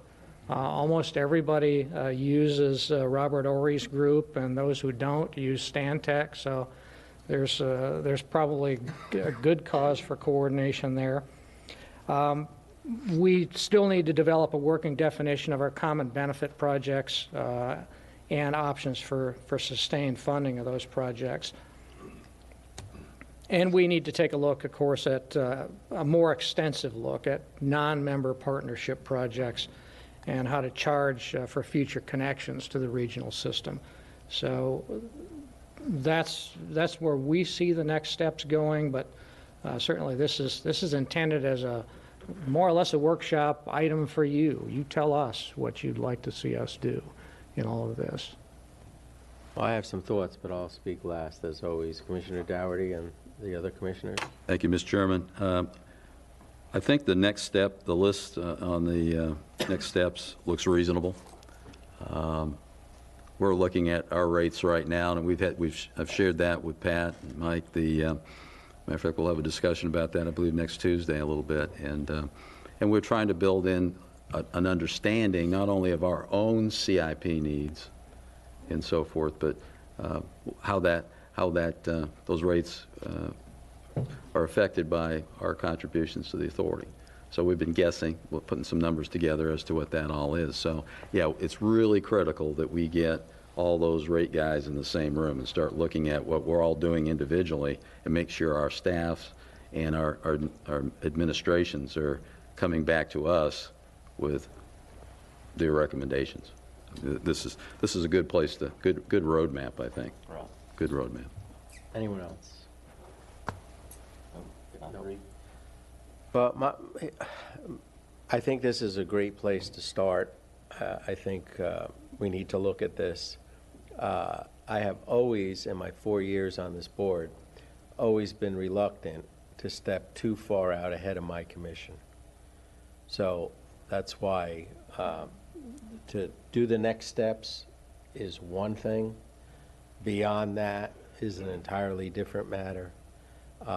What I'll schedule with our folks who are sitting out in the audience is a longer than usual. I always try to pigeonhole these poor guys into short meetings, but a longer meeting, maybe with some Peace River staff, them and I, so that we can drill down on all of this, so that I could make a fuller presentation to my full board. So I think that's I'm always concerned about that. Pat has heard me say that for over 4 years now, that I am not going to get ahead of the other 4 commissioners that I sit with. Mr. Chairman, I totally agree. I mean, that's exactly where I'm coming from as well. And I'm sure the Charlotte County staff that's present hears this. And again, the same kind of a format. Let all the experts work on this with individuals like yourself and myself and the other commissioners involved in those initial discussions, but ultimately our individual boards are going to have to decide on what we're going to do. Absolutely. So you are looking for a motion to take the next steps, or not? I don't know that we need a motion, Okay. just a consensus that we're moving in the right direction, or if you have any other direction. Well, I see 4 heads shaking All yes, right. so I think you have your consensus. All right. Thank you. All right. With that, we are on the next item that I have to read exactingly something into the record. I'm just going to say that, it's noticed for 11:30. We can start or thereafter, so I can start at 11:30 or thereafter for the attorney-client session, but I can't start before. Okay, So- that's the conversation we had. So let's just go to the general counsel's report. Well, the general counsel's report, it's basically, as you all know by now, on November 7th, we reached a very informal one-page, 8 points of agreement. I would call it a conceptual or outline of a settlement agreement. Basically, I guess the other parties, including the co-op and Wachula, had designated Lakeland. And so Lakeland took on the effort to secure some kind of settlement after the failed mediation. And through meetings with their counsel, Segundo Fernandez and MSA, he was very persistent and did a very good job of changing the climate from one of litigation to one of resolution. So we were able to come up with a conceptual settlement in these 8 points. And then we've had another meeting since then where we've sat down on Monday, Mr. Lehman and myself and Amy from our office, and counsel for all of the what I call litigants, the opponents. And we went through a 14-page, interesting, how lawyers are, something that was 1 page is now 14. And there were a number of we had the 8 points of agreement, and then there are some new concepts in there, which are part of what I want to be able to discuss with you later.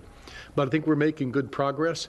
One of the things we'll be discussing, which is fine for open as well, is that we may not make, because all 7 parties want to sign the settlement on the other side, we may not be able to have the settlement prior to the abeyance running out, the 45-day abeyance under the 8 points. So we may need to extend the abeyance in that case.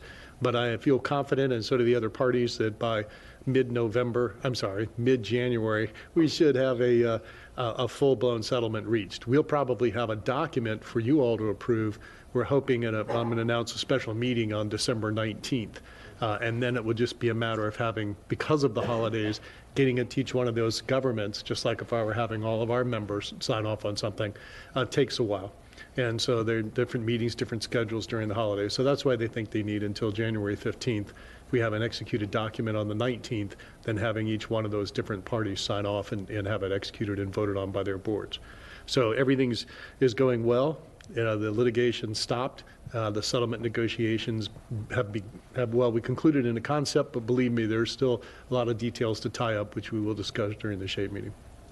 Okay, do you have anything else for us, Mr. Manson? I do not. All right, it's interesting. We have to burn through some time here. So, Mr. Lehman, you want to give your report now? My report is I hope everybody has a blessed and Merry Christmas and enjoy your families. Mr. Chair, why don't we start the public comment with the understanding that we will knock off at 11:30? That's not a bad idea, and I'm going to, in the future, say it was my idea. It's such a good idea. That's an excellent idea, actually. And I will say, with advice from Commissioner Trace. That's right. There you go. I will at least do that. All right, we have 11 cards, so I'm going to call you up in the order that I received it, and I'm going to use the name that you put here. With that, you speak from, some of you know how to do this, but you speak here. Vice Chair will run the clock. So let's start with Paul DeGata. And I apologize in advance if I mangle anybody's name. You could imagine what they do to my last name. Oh boy. Okay, any other cards so we can get organized here? We're now up to 13. Not a problem, but just so we know. Mr. DeGata. Thank you, Mr. Chairman and board members, for your reception and accommodating us in our public comments. My name is Captain Paul DeGata. I co-founded and represent a group called PREACH, Peace River Charlotte Harbor Environmental Awareness Group. We organized during this past summer of discontent out of frustration at the failure of government to protect Florida's greatest natural resources, our water. We formed because we were tired of seeing water policy decisions and toxic flows coming down our rivers and into our harbors that allow one or two industries to profit at the expense of dozens of others in our economy. We formed because we were puzzled how our elected officials and authorities could allow that, in essence, letting the fox guard the hen house. Our group and several others testified at a Mosaic rezoning hearing in DeSoto, where we overwhelmed the hearing with facts, not unsupported claims. There, we watched an amazing thing occur that restored our faith in how a representative republic should work. Mosaic was denied. I want to say that again, because those are words so seldom heard and foreign to the phosphate industry. Mosaic was denied. I am here today hoping we can work together so future Floridians can enjoy our rivers, estuaries, and ensure a protected water supply. That is the legacy of the water policies you make and the ultimate assessment of your role in this authority in the public's eyes. I've lived on the banks of the Peace River in Harbor Heights for close to a half-century. I was away only for college, grad school, and a stint as a policy analyst for 2 Kansas governors. As a captain and daily observer of the Peace River, I'm going to respectfully disagree with a lot of what I listened to about the stewardship program. As a kid, I witnessed 2 phosphate spills, 1967 and 1971, that sent millions of dead fish and dying fish down the Peace River for a month. Those spills moved hundreds of people away from this area. In legal proceedings, the FWC biologist testified that in excess of 90% of the fish in the 106-mile Peace River were killed. Scientists found dozens of species were eliminated from the river. The grass flats I fished as a kid never returned, and I looked for them every day. They're still not out there. For most of my life, I've been a tax-paying resident of Charlotte County. I've watched increasing amounts of decision makers from outside of Charlotte County affect my quality of life and property values. I've watched the phosphate industry attempt to move mining operations down the Peace River Valley after they left what the New York Times called a moonscape behind them in places like Fort Meade. Despite the victory of common sense at DeSoto, the phosphate industry will steamroll their efforts to get that mine straddling Horse Creek. That and the track record of this industry that has sent, by their count, 30 phosphate spills down the Peace River since 1935 should terrify every single one of you and anyone who has anything to do at all to do with drinking water, our rivers, bays, or the Gulf of Mexico. We are here to help you. At this previous election showed the people of Florida have had enough. Thank you very much. Rhett Morris.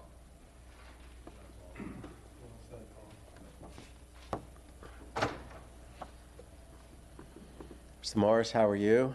Doing well, thank you. My name is Rhett Morris. I'm a full-time resident for 37 years. Appreciate you having us here to talk today.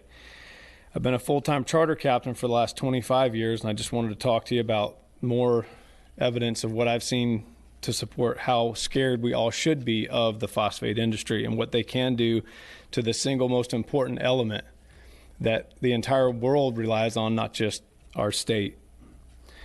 I've witnessed in the last 37 years here a stream of negativity when it comes to the clean waters of our area.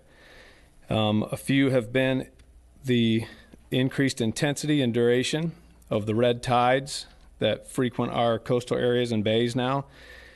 Less and less seagrass every year near the mouths of the Peace River and Myakka River. Extreme fish and marine life kills like the one we just saw this year, which are literally off the chart by measure of any biological study, most of which aren't even completed. We must have clean water. Our state's growing at over 365,000 new residents every single day. I just don't understand how we cannot make this a massive point of interest where you have an industry like the phosphate industry toxifying over 80 billion gallons of fresh, clean drinking water every single year. It's left behind as toxic waste. In the 1970s, we outlawed canal dredging, like what made PGI and most of Port Charlotte, because of its extreme impact to our ecosystem. And we now need to look at the phosphate industry in a new light. Are we going to continue to allow an industry to move on with their extreme misuse and pollution of our clean drinking water? Or is it time to, when is it going to be time to stand up and just use a little more good sense and less of what could affect our wallets? It's hard to fit all this into 3 minutes, but I just want to say that if we don't start paying more attention to why they do what they do and how they do what they do, then all these little studies that, seem to shed a very clear light on the fact that we have no problems at this point in time with our clean drinking water in Southwest Florida we're going to be sadly mistaken. Thank you, Mr. Thank you. Tim Ritchie.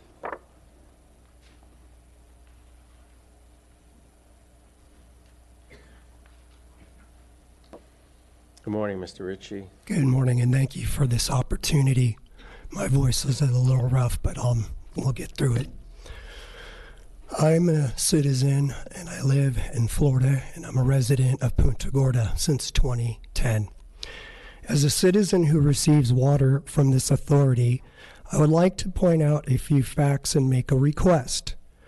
Despite the fact that Mosaic discharges known toxins into the Peace River and into the Myakka River that flows into the Peace River, Manatee County approved a rezone of land last year from AG to extraction, which includes allowing mining in the Peace River and Myakka River watersheds.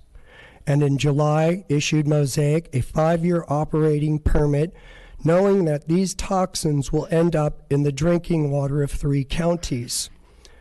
These toxins were listed in their proposal include ammonia, sodium hydroride, fluorosilic acid, phosphate gypsum, polyurine chlorinated bifuels, petroleum products and other oil-based products, phosphoric acid, reagents including amine and fatty acid, sewage, sodium hypochlorite, sulfur, sulfur dioxide, sulfur trioxide, and sulfuric acid.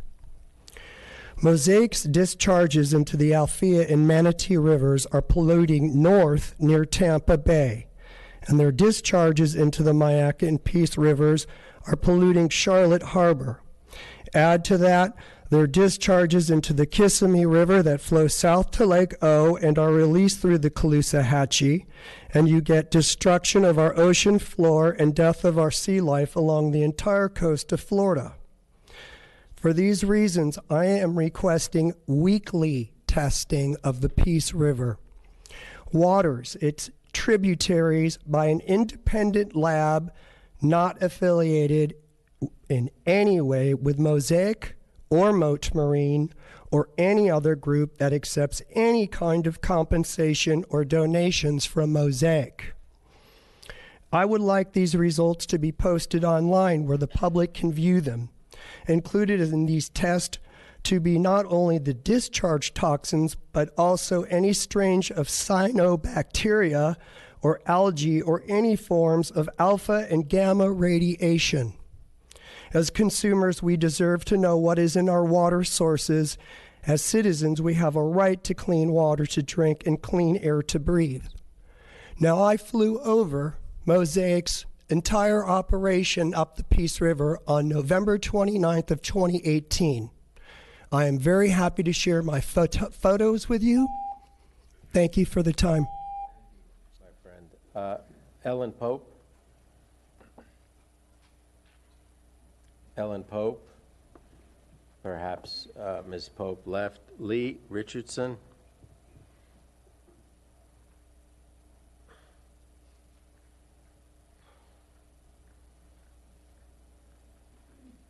Morning, Mr. Richardson. Good morning, Commissioner. Good morning, Board. Thank you for your time and your public service. My name is Lee Richardson. I'm the president and founding member of Preach. I also own Leroy's in downtown Punta Gorda. I come before you today to voice concern for the quality of our waters. As we all know, this summer was devastating from the effects of a red tide that ranks as one of the worst in history. Myself and many others sitting in this room came together to create an organization known as Preach, Peace River, Charlotte Harbor Environmental Awareness. We strive to educate the public about the issues plaguing our waters. As we all know, we just had a midterm elections, and while the campaigns were going on, I hosted both Nikki Fried, our new Commissioner of Agriculture, as well as Ron DeSantis, our new governor-elect. Our organization had an opportunity to discuss many issues plaguing our waters, and both Ms. Fried and Mr. DeSantis were very receptive. After countless hours of work, our organization put into helping both get elected. Preach was blessed to have 2 senior members added to Mr. DeSantis' Advisory Committee for Environmental, Natural Resources, and Agriculture. We will continue to educate as we fight the destruction of our waters from the largest polluters of Charlotte Harbor, Mosaic. We come today to offer support to you to continue to improve our waters, but we need your help also. We cannot gain any ground when we have commissioners who continue to vote in support of anything and everything Mosaic asks for. With the help of social media, the word spreading fast, with the education we will continue to give public, we will come after anyone and everyone who continues to support the largest land raper of Florida has ever seen. With the power of the vote and getting the right people elected and or appointed, we will give one hell of a fight. All we want is your support. Thank you. Thank you, Mr. Richardson. Lynn Richardson.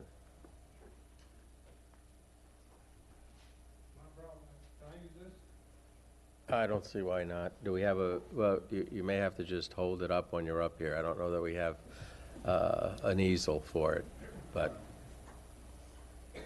yeah, let the, I was told not to one of your, hold no, it no, one of your, so high. your Okay. can hold that up. Upside down. Other way. There you go, there you go. That works. My name is Lynn Richardson. I'm a part of Preach. And what we're looking at here is, of course, the Horse Creek, as you can see here. And Mosaic is planning on having 8 different clay settling ponds there. And if they're not built correctly, which they say they are, there's no redundant system if it were to breach. If the water were to breach or the clay were to breach, it'd be right into the Horse Creek, which is 15% of the water. What you're going to have to do, though, is keep talking into the microphone. Oh, you can't hear me. We need a record. So that 15% of that water goes into the Priest River, which flows right down to the plant, which Mr. Coates said they just stop taking water in when there's a spill. But unfortunately, the ecosystem can't turn off a valve and say, you know what, we're going to make it. But the thing with all this is having a redundant system. If they're going to pass this, they got to have some kind of a backup to a backup. It's disappointing that a commissioner, on one hand, can serve on this water authority board, which should be committed to protecting our waters in order to provide available clean water, and on the other hand, vote yes to very practices that contaminate, pollute, and threaten the health and future of our local waters, such as the votes for the Four Corner Mine, Long Bar Point, and the Tower. Thank you all for your time. Thank you, Mr. Richardson. Mr. Chairman. Yeah. Yes. Can I interject something here Yes. just a minute? I just want to say I appreciate every one of y'all that's come here to speak today, and I understand why you're here, and I understand your passion for what you're speaking about. But just let me reiterate one thing about this board here. This board here, our only objective is to make sure that we provide all of our customers with the most safe drinking water we can. This board here, other than myself, in a different capacity, wearing a different hat, has no bearing on what happens with this Mosaic deal. And I just want y'all to understand that. In DeSoto County and where this plant sits. As an authority, I think we have everything in place. I do believe we check this water daily at our intake, and I have the utmost confidence in our staff that they do exactly what they tell us they do. So I just want to throw that out before we go any further, and that's all I had, Mr. Chairman. Thank you. We'll take one more card. Phoebe Menser. Uh-oh. Cut you off. My time's up. Yeah. Good morning, Ms. Menser. You got the lucky last card before we break. Good morning, Commissioners. I'd like to start off by thanking you for your service and dedication to the Water Authority. My name is Phoebe Menser. I'm a Charlotte County resident, and I'm a state-certified Class A swimming pool contractor. For over 20 years, in addition to building pools, my company has serviced several hundred pools a week. I treat water daily in my own profession. It may be on a much smaller scale than you do, but I deal with phosphate contamination. And over the past 5 years, I've noticed it's increased exponentially. The bodies of water I'm dealing with are microscopic in comparison to the Peace River and Charlotte Harbor. But when one of my little pools turns green and it's resistant to industry standard chlorine levels, we have a serious problem. Chlorine is a powerful sanitizer, and it's supposed to be able to kill nearly everything. But it can't reduce phosphate levels, and even after raising the chlorine to the absolute max, algae continues to grow. The tests and chemicals needed to remove phosphates from the water to prevent harmful algae from growing are expensive to my company, and the time and labor involved is also extensive. I'm fully aware that Florida is already naturally rich in phosphates, but I don't think we're talking about natural levels anymore. We're experiencing levels today in our industry that are way above what it's within the normal range. And that's why I'm here today, concerned about what's happening to the chemical composition of our waters, especially in the areas where you're extracting our drinking water. So naturally, when I heard about Mosaic proposing a new phosphate mine on our headwaters in DeSoto County, I was curious to see what it was about. After learning what's going on statewide, my mind was blown. I simply cannot believe that this is allowed to happen in Florida. What they're doing to the soil and the hydrology is devastating to natural water filtration. And it's hard to even fathom the massive amounts of chemicals that they're allowed to use and store. I use small quantities of sulfuric acid daily, and even small drops can burn your skin severely. And this stuff can turn concrete to sand within seconds. And this company is using so much that the Department of Homeland Security has to have agents here monitoring them, because combining these chemicals has the capability of blowing up and wiping out cities. But Homeland Security has no say as to what's being discharged into our ground and into our waters. That's the EPA and DEP's job. And after hearing expert testimony at the DeSoto County rezoning hearing, we learned that these regulatory agencies perform one on-site inspection a year. Mosaic is storing and discharging millions of gallons of toxic radioactive chemicals, and they're basically completely self-regulated. They've had a sinkhole big enough in size to swallow an aircraft carrier, and 215 million gallons of radioactive polluted water disappeared into our aquifer. They've got messes all over the state, and they're not cleaning them up. I'm here to let you know that you have public support in stopping Mosaic. You don't have to do it on this water authority board, but you can go back to your counties and urge your fellow commissioners. Thank you. Okay, that's the last card. We'll take the rest as we said before. We're going to move back up the agenda. Folks, please. We're going to go back up the agenda to the recess of the Board of Directors meeting. We'll recess for a closed-door attorney-client session. I have to read this into the record because there's a prescribed manner for this. A closed attorney-client session has been scheduled and properly noticed regarding the consolidated DOAH case number 18-3276, Polk Regional Water Cooperative and others versus Peace River, Manasota Regional Water Supply Authority and the Southwest Florida Water Management District at 11:30 a.m. or as soon thereafter. The closed session is estimated to be approximately 30 minutes. Attendees are the following: Commissioners Mayo, Langford, Doherty, and Trace, Executive Director Patrick Lehman, General Counsel Douglas Manson, and a court reporter. The Board of Directors meeting is now in recess for workshop and closed-door attorney-client session. Let everybody know.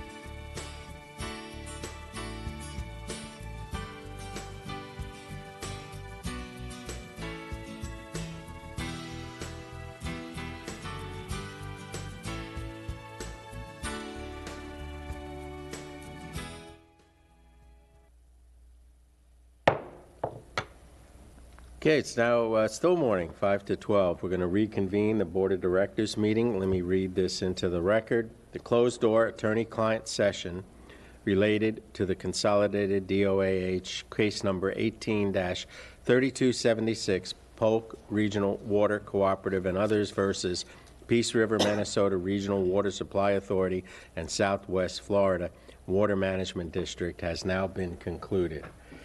With that, we have gotten through the General Counsel's report and executive. I forgot one thing I need to add on my report. Yes, sir. So what I need to add on the report, and as a late item that put in the agenda, is a motion to schedule a special meeting to consider what we hope will be the final draft of the settlement agreement. We're looking to have that on December 19th at 9:30 a.m. at the Southwest Florida Water Management District Sarasota Service Office at 6750 Fruitville Road, Sarasota, Florida. So moved. Second. Okay, we've got a special meeting scheduled, moved by Commissioner Trace, seconded by Commissioner Langford. All those in favor signify by saying aye. Aye. Any opposed? Chair votes aye. That special meeting is December 19th at the Swift Mud offices in Fruitville Road at 9:30 in the morning. And I would also ask, Mr. Chairman, that we have a closed-door attorney session. We'll notice it for that. I don't know if we have a final agreement, we will not need it. But if we don't have a final agreement, then I may need it, or there may be some issue that came up. So I'd like to have that also noticed as an attorney-client session to start at like 9:45. We can just say that's included in our original motion. Anyway, as long as I've requested it, that's fine. Okay, perfect. Thank you. We're now up to the next to last item, the chairman's report, and what you all had sent to you, possibly in pieces, but certainly the other day. It's the job of the chair to negotiate the executive director, Pat Lehman's package, and I have done that. You should have received a letter with my signature on it yesterday or the day before. Let me just go over the high points. They're pretty self-explanatory, but we do an annual review, which you all did. The scoring sheets should have been attached. You got them in the past, and they should have been attached to my letter. We did the Archer Company, did the salary review, and it pointed out that Mr. Lehman is in his position for 21 years, and his pay needs to be closer, or at least it suggested it is not at the midpoint yet. His current salary is the $148,200, but some points that I drafted so that you can consider this more fully. No raises were issued to Mr. Lehman for the 4 years inclusive of 2009 to 2012 due to the recession. Salary increases since 2012 have resulted in an annual average increase of 1.6% over the last 10 years. After reviewing all your comments, the Archer Company's memorandum, and meeting with Mr. Lehman, I think we came up with a package that covers a couple of things. First of all, a one-time catch-up in annual salary of $12,000, conversion of his car allowance, which we pay, including the insurance and upkeep, move that into his salary, so that's no longer our responsibility. And a one-time overall, that's the $12,000, 7.5% net increase in salary. However, I pointed out that I wanted included in there what you see in the parentheses, taking into consideration the 4 years with no salary adjustment. That means an annual average increase of 2.5%. Over the past 10 years, that still remains below the recommended midpoint, which applies to Mr. Lehman. With that, I want to open it up to an additional discussion. So we'll start, Mr. Doherty, who put his hand up. Thank you, Mr. Chairman. Just some questions. As you noted, just received it actually yesterday, just right around noontime, I guess. So I really haven't had a whole lot of time to do any internal comparisons to try to understand where this range how it fits in and so forth. So that's kind of where I need some help from you, I guess, and from staff. Archer is indicating a minimum, midpoint, and maximum for this particular position. What is the comparable, I guess, actual job title for? I mean, is it executive director of a water authority? Is it a county administrator, a county manager position? I'm not quite. It's not quite clear to me where that came from. That's I think it was water authority, and the midpoint of the range with that time of service is the $177,862. That's what I was wondering too, is that basically they had indicated the water authority and co-ops had an average of 161. So I was just trying to.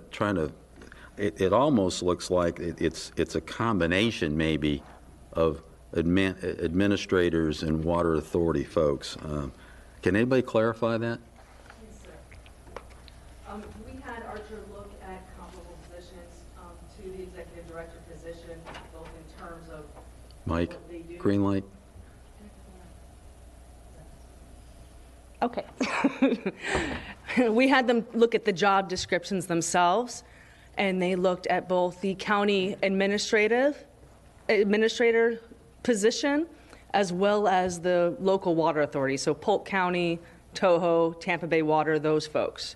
And they did an average on all the county administrators and the water authority management staff. So that's how they came up with the average. Obviously, Mr. Chairman, if that's all right, the water authority comparables or co-ops, make a lot of sense. Did they look at utility directors in that mix? Administrators and managers, just as an example, Mr. Sandrock is paid a little bit more than this. He manages 1,200 people and 10 departments. So I'm just trying to find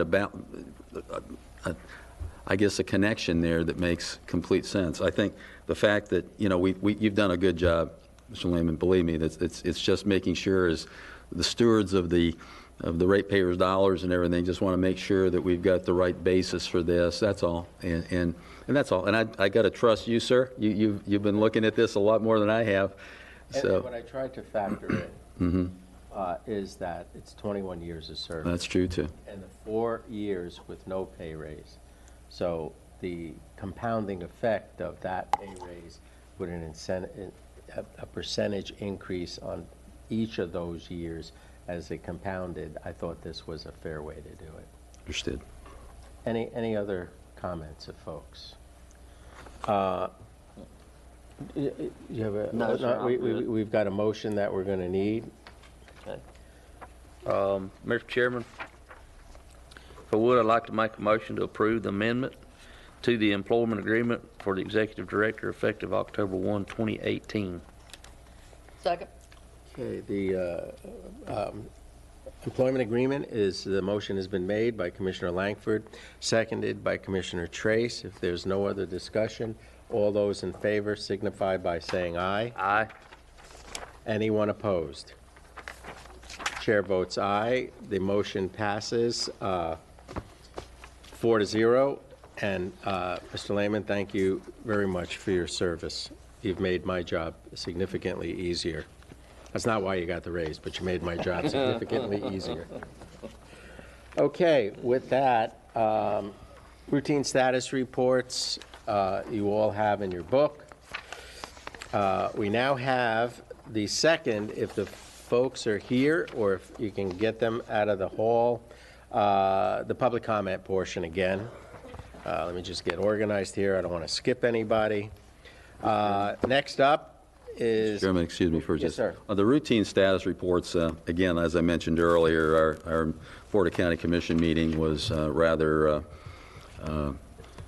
lively last Tuesday. And one of the items that came up was the check register. And I just wanted, again, on the record so people understand it, there was a question over the checks written to your firm, Doug, and a question as to did this board approve the additional services went back and looked at our meeting of May 30th, that did occur, and per sections 13.2 and 13.3 of your agreement for general counsel services, you are authorized by this board to do litigation. Yes, we amended the agreement to include the litigation, both for condemnation and for the Peace River, what I'm calling the water use permit case. Just needed to get that on the record, Mr. Chairman. Thank you very much. Perfectly done, perfectly done. Okay. We've got about 6 cards left, if they're still here, and I hope they are. Captain Josh Greer. He left, I guess. Then Leon Dean.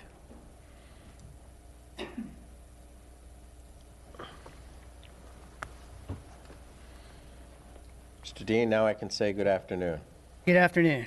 I appreciate you having me here. I'm Leon Dean. I'm a resident of DeSoto County. I grew up in Manatee County and lived there a few years after I retired from the military.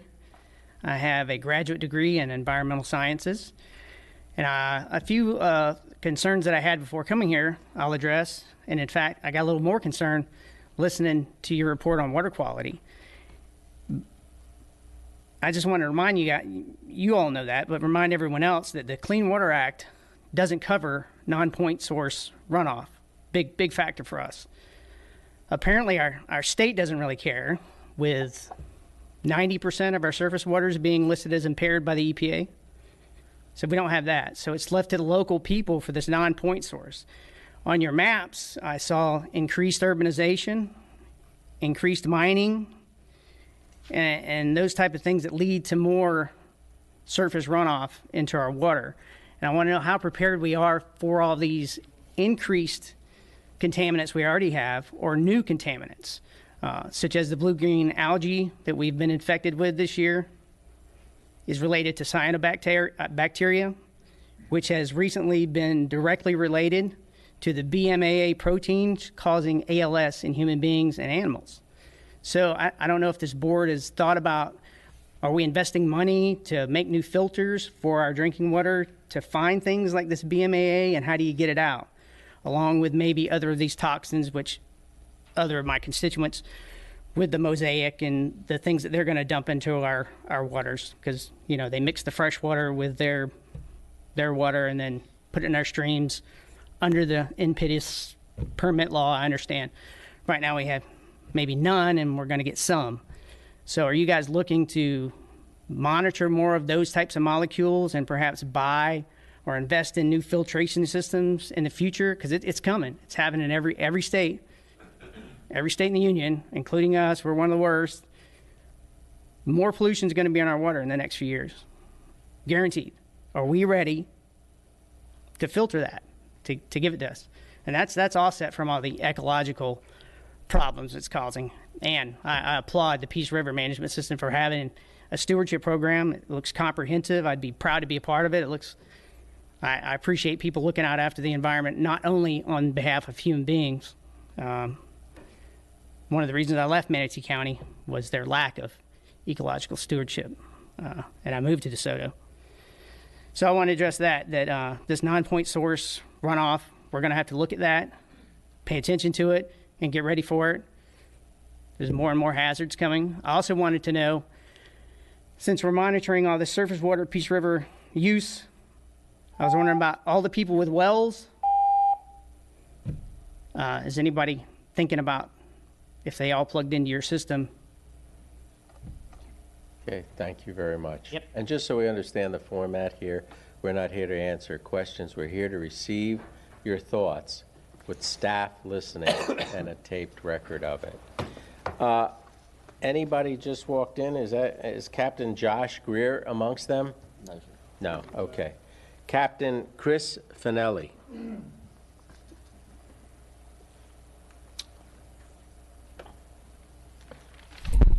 Good morning, Commissioners. Good afternoon. I'm Captain Chris Finelli. I live in Charlotte County, and I'm a charter captain on Charlotte Harbor. I'm also a member of PREACH, Peace River Charlotte Harbor Environmental Awareness. I'm here today to formally address your board and ask each of you to bring the message we're sending today back to your counties and fellow commissioners. You have a lot of public support in saying no to mosaic and preventing further contamination to our waterways by companies mining on our headwaters. I moved to this area more than 20 years ago for the water and for the fishing. Water is all of our livelihood. From charter captains to contractors to restaurant owners to farmers, we all live in Florida because of the climate and the water. Every year since I've lived here, the water quality has gotten progressively worse. We live and work here in Florida because of the benefits of the beautiful water. Right now, we're not even able to harvest game fish to eat. I never thought there would be a day where I couldn't go out, catch a fish, provide a meal for my family, and today that's a reality on the Charlotte Harbor. My livelihood has been drastically affected by the condition of our local estuary. There's no question in my mind that phosphate mining on the headwaters is largely responsible for the deteriorated water quality situation that we find ourselves in. When I see these new mines that Mosaic is proposing in DeSoto and Manatee counties, I know from being on the water every day that our rivers and harbors simply cannot support that activity. I want you all to know that you have a lot of public support to say no and stop them, just like DeSoto County did back in July. The land in DeSoto County includes the Buzzard Bruce Branch and the Brandy Branch, which runs into Horse Creek and feeds the Peace River and ultimately Charlotte Harbor. They're going to be redirecting tributaries. They have already changed the natural flow. I hope you can all work together and support the efforts in DeSoto County and with Commissioner Langford. As of right now, DeSoto County commissioners have the ability and every right to deny Mosaic this rezone. They shouldn't have to do it alone. I feel Charlotte County especially should be stepping up and helping them financially with our own lawyers to prevent Mosaic from ever mining on our headwaters. There's never been phosphate mines permitted in DeSoto County. Mosaic should not have any expectation that they will receive approval to rezone. However, if Mosaic legally wears them down and DeSoto County Commission grants them approval, their rights grow exponentially and fighting them down the road becomes more difficult, and it seems like that's what's happening right now in Manatee County. I'm here today as a Charlotte County resident to urge the surrounding counties such as Charlotte and Sarasota to help Manatee and DeSoto stop this mining from destroying our waterways beyond repair. We have a responsibility to be proactive and prevent this disaster to our most valuable resource. It's irresponsible to expect and accept drinking water from this facility, but support mining activities that pollute our water supply. Thank you for your time and your commitment to serving on this board. Thank you. Next, we have Captain Ryan McGee.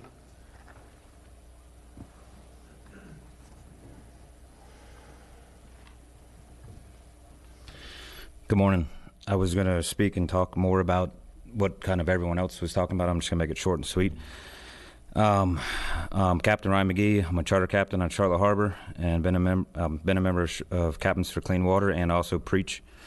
I'm here today to express my concerns about our local water quality. Over the past few years, I've seen Charlotte Harbor starting to deteriorate, and of course, loss of our seagrass has been overwhelming. Phosphate mining activity that's going through the counties above us has already caused damage to our estuaries. I'm worried of what could happen to our waters if Mosaic is granted permission to mine DeSoto West in Manatee County and Pine Level in DeSoto County. We kind of wanted to the other commissioners to go back to their counties and express to your fellow commissioners that the public you represent is asking you to become even more proactive and work together to stop any more phosphate mining activity in your headwaters and ours. You have all of our support, Charlotte County, any public-wise, and we just kind of ask to keep your minds open, and we want to continue to drink clean water and bathe in clean water. Thank you. Thank you. Next, we have John Hall, followed by Garrett Stewart. But John Hall. Okay, and Garrett Stewart. That ends the speaker cards that I have. Thank you all for speaking. Thank you all for adhering to our few rules on this. Very well spoken. The last item that I have, and unless a commissioner has anything else, our next authority board meeting is Wednesday, February 6, 2019 at 9:30 a.m. at our Peace River facility. Commissioner Doherty and then Commissioner Langford. Simply want to wish everyone Merry Christmas, Happy New Year, and if you go out of town or out of the region, safe travels. Thank you, sir. I basically ditto that. Merry Christmas, Happy New Year, and everybody be safe. Enjoy your family, enjoy your time that you get to spend with them, and because every moment you have with them is precious. So take advantage of it, and hope to see each and every one of you in February, or on the 19th in February. Maybe So, the 19th. all right. And once again, apparently the board has got better manners than I do. I do want to wish everybody a Merry Christmas and a Happy New Year, and enjoy your families, and if you're traveling, be safe and enjoy the cheap gas prices. With that, we are adjourned.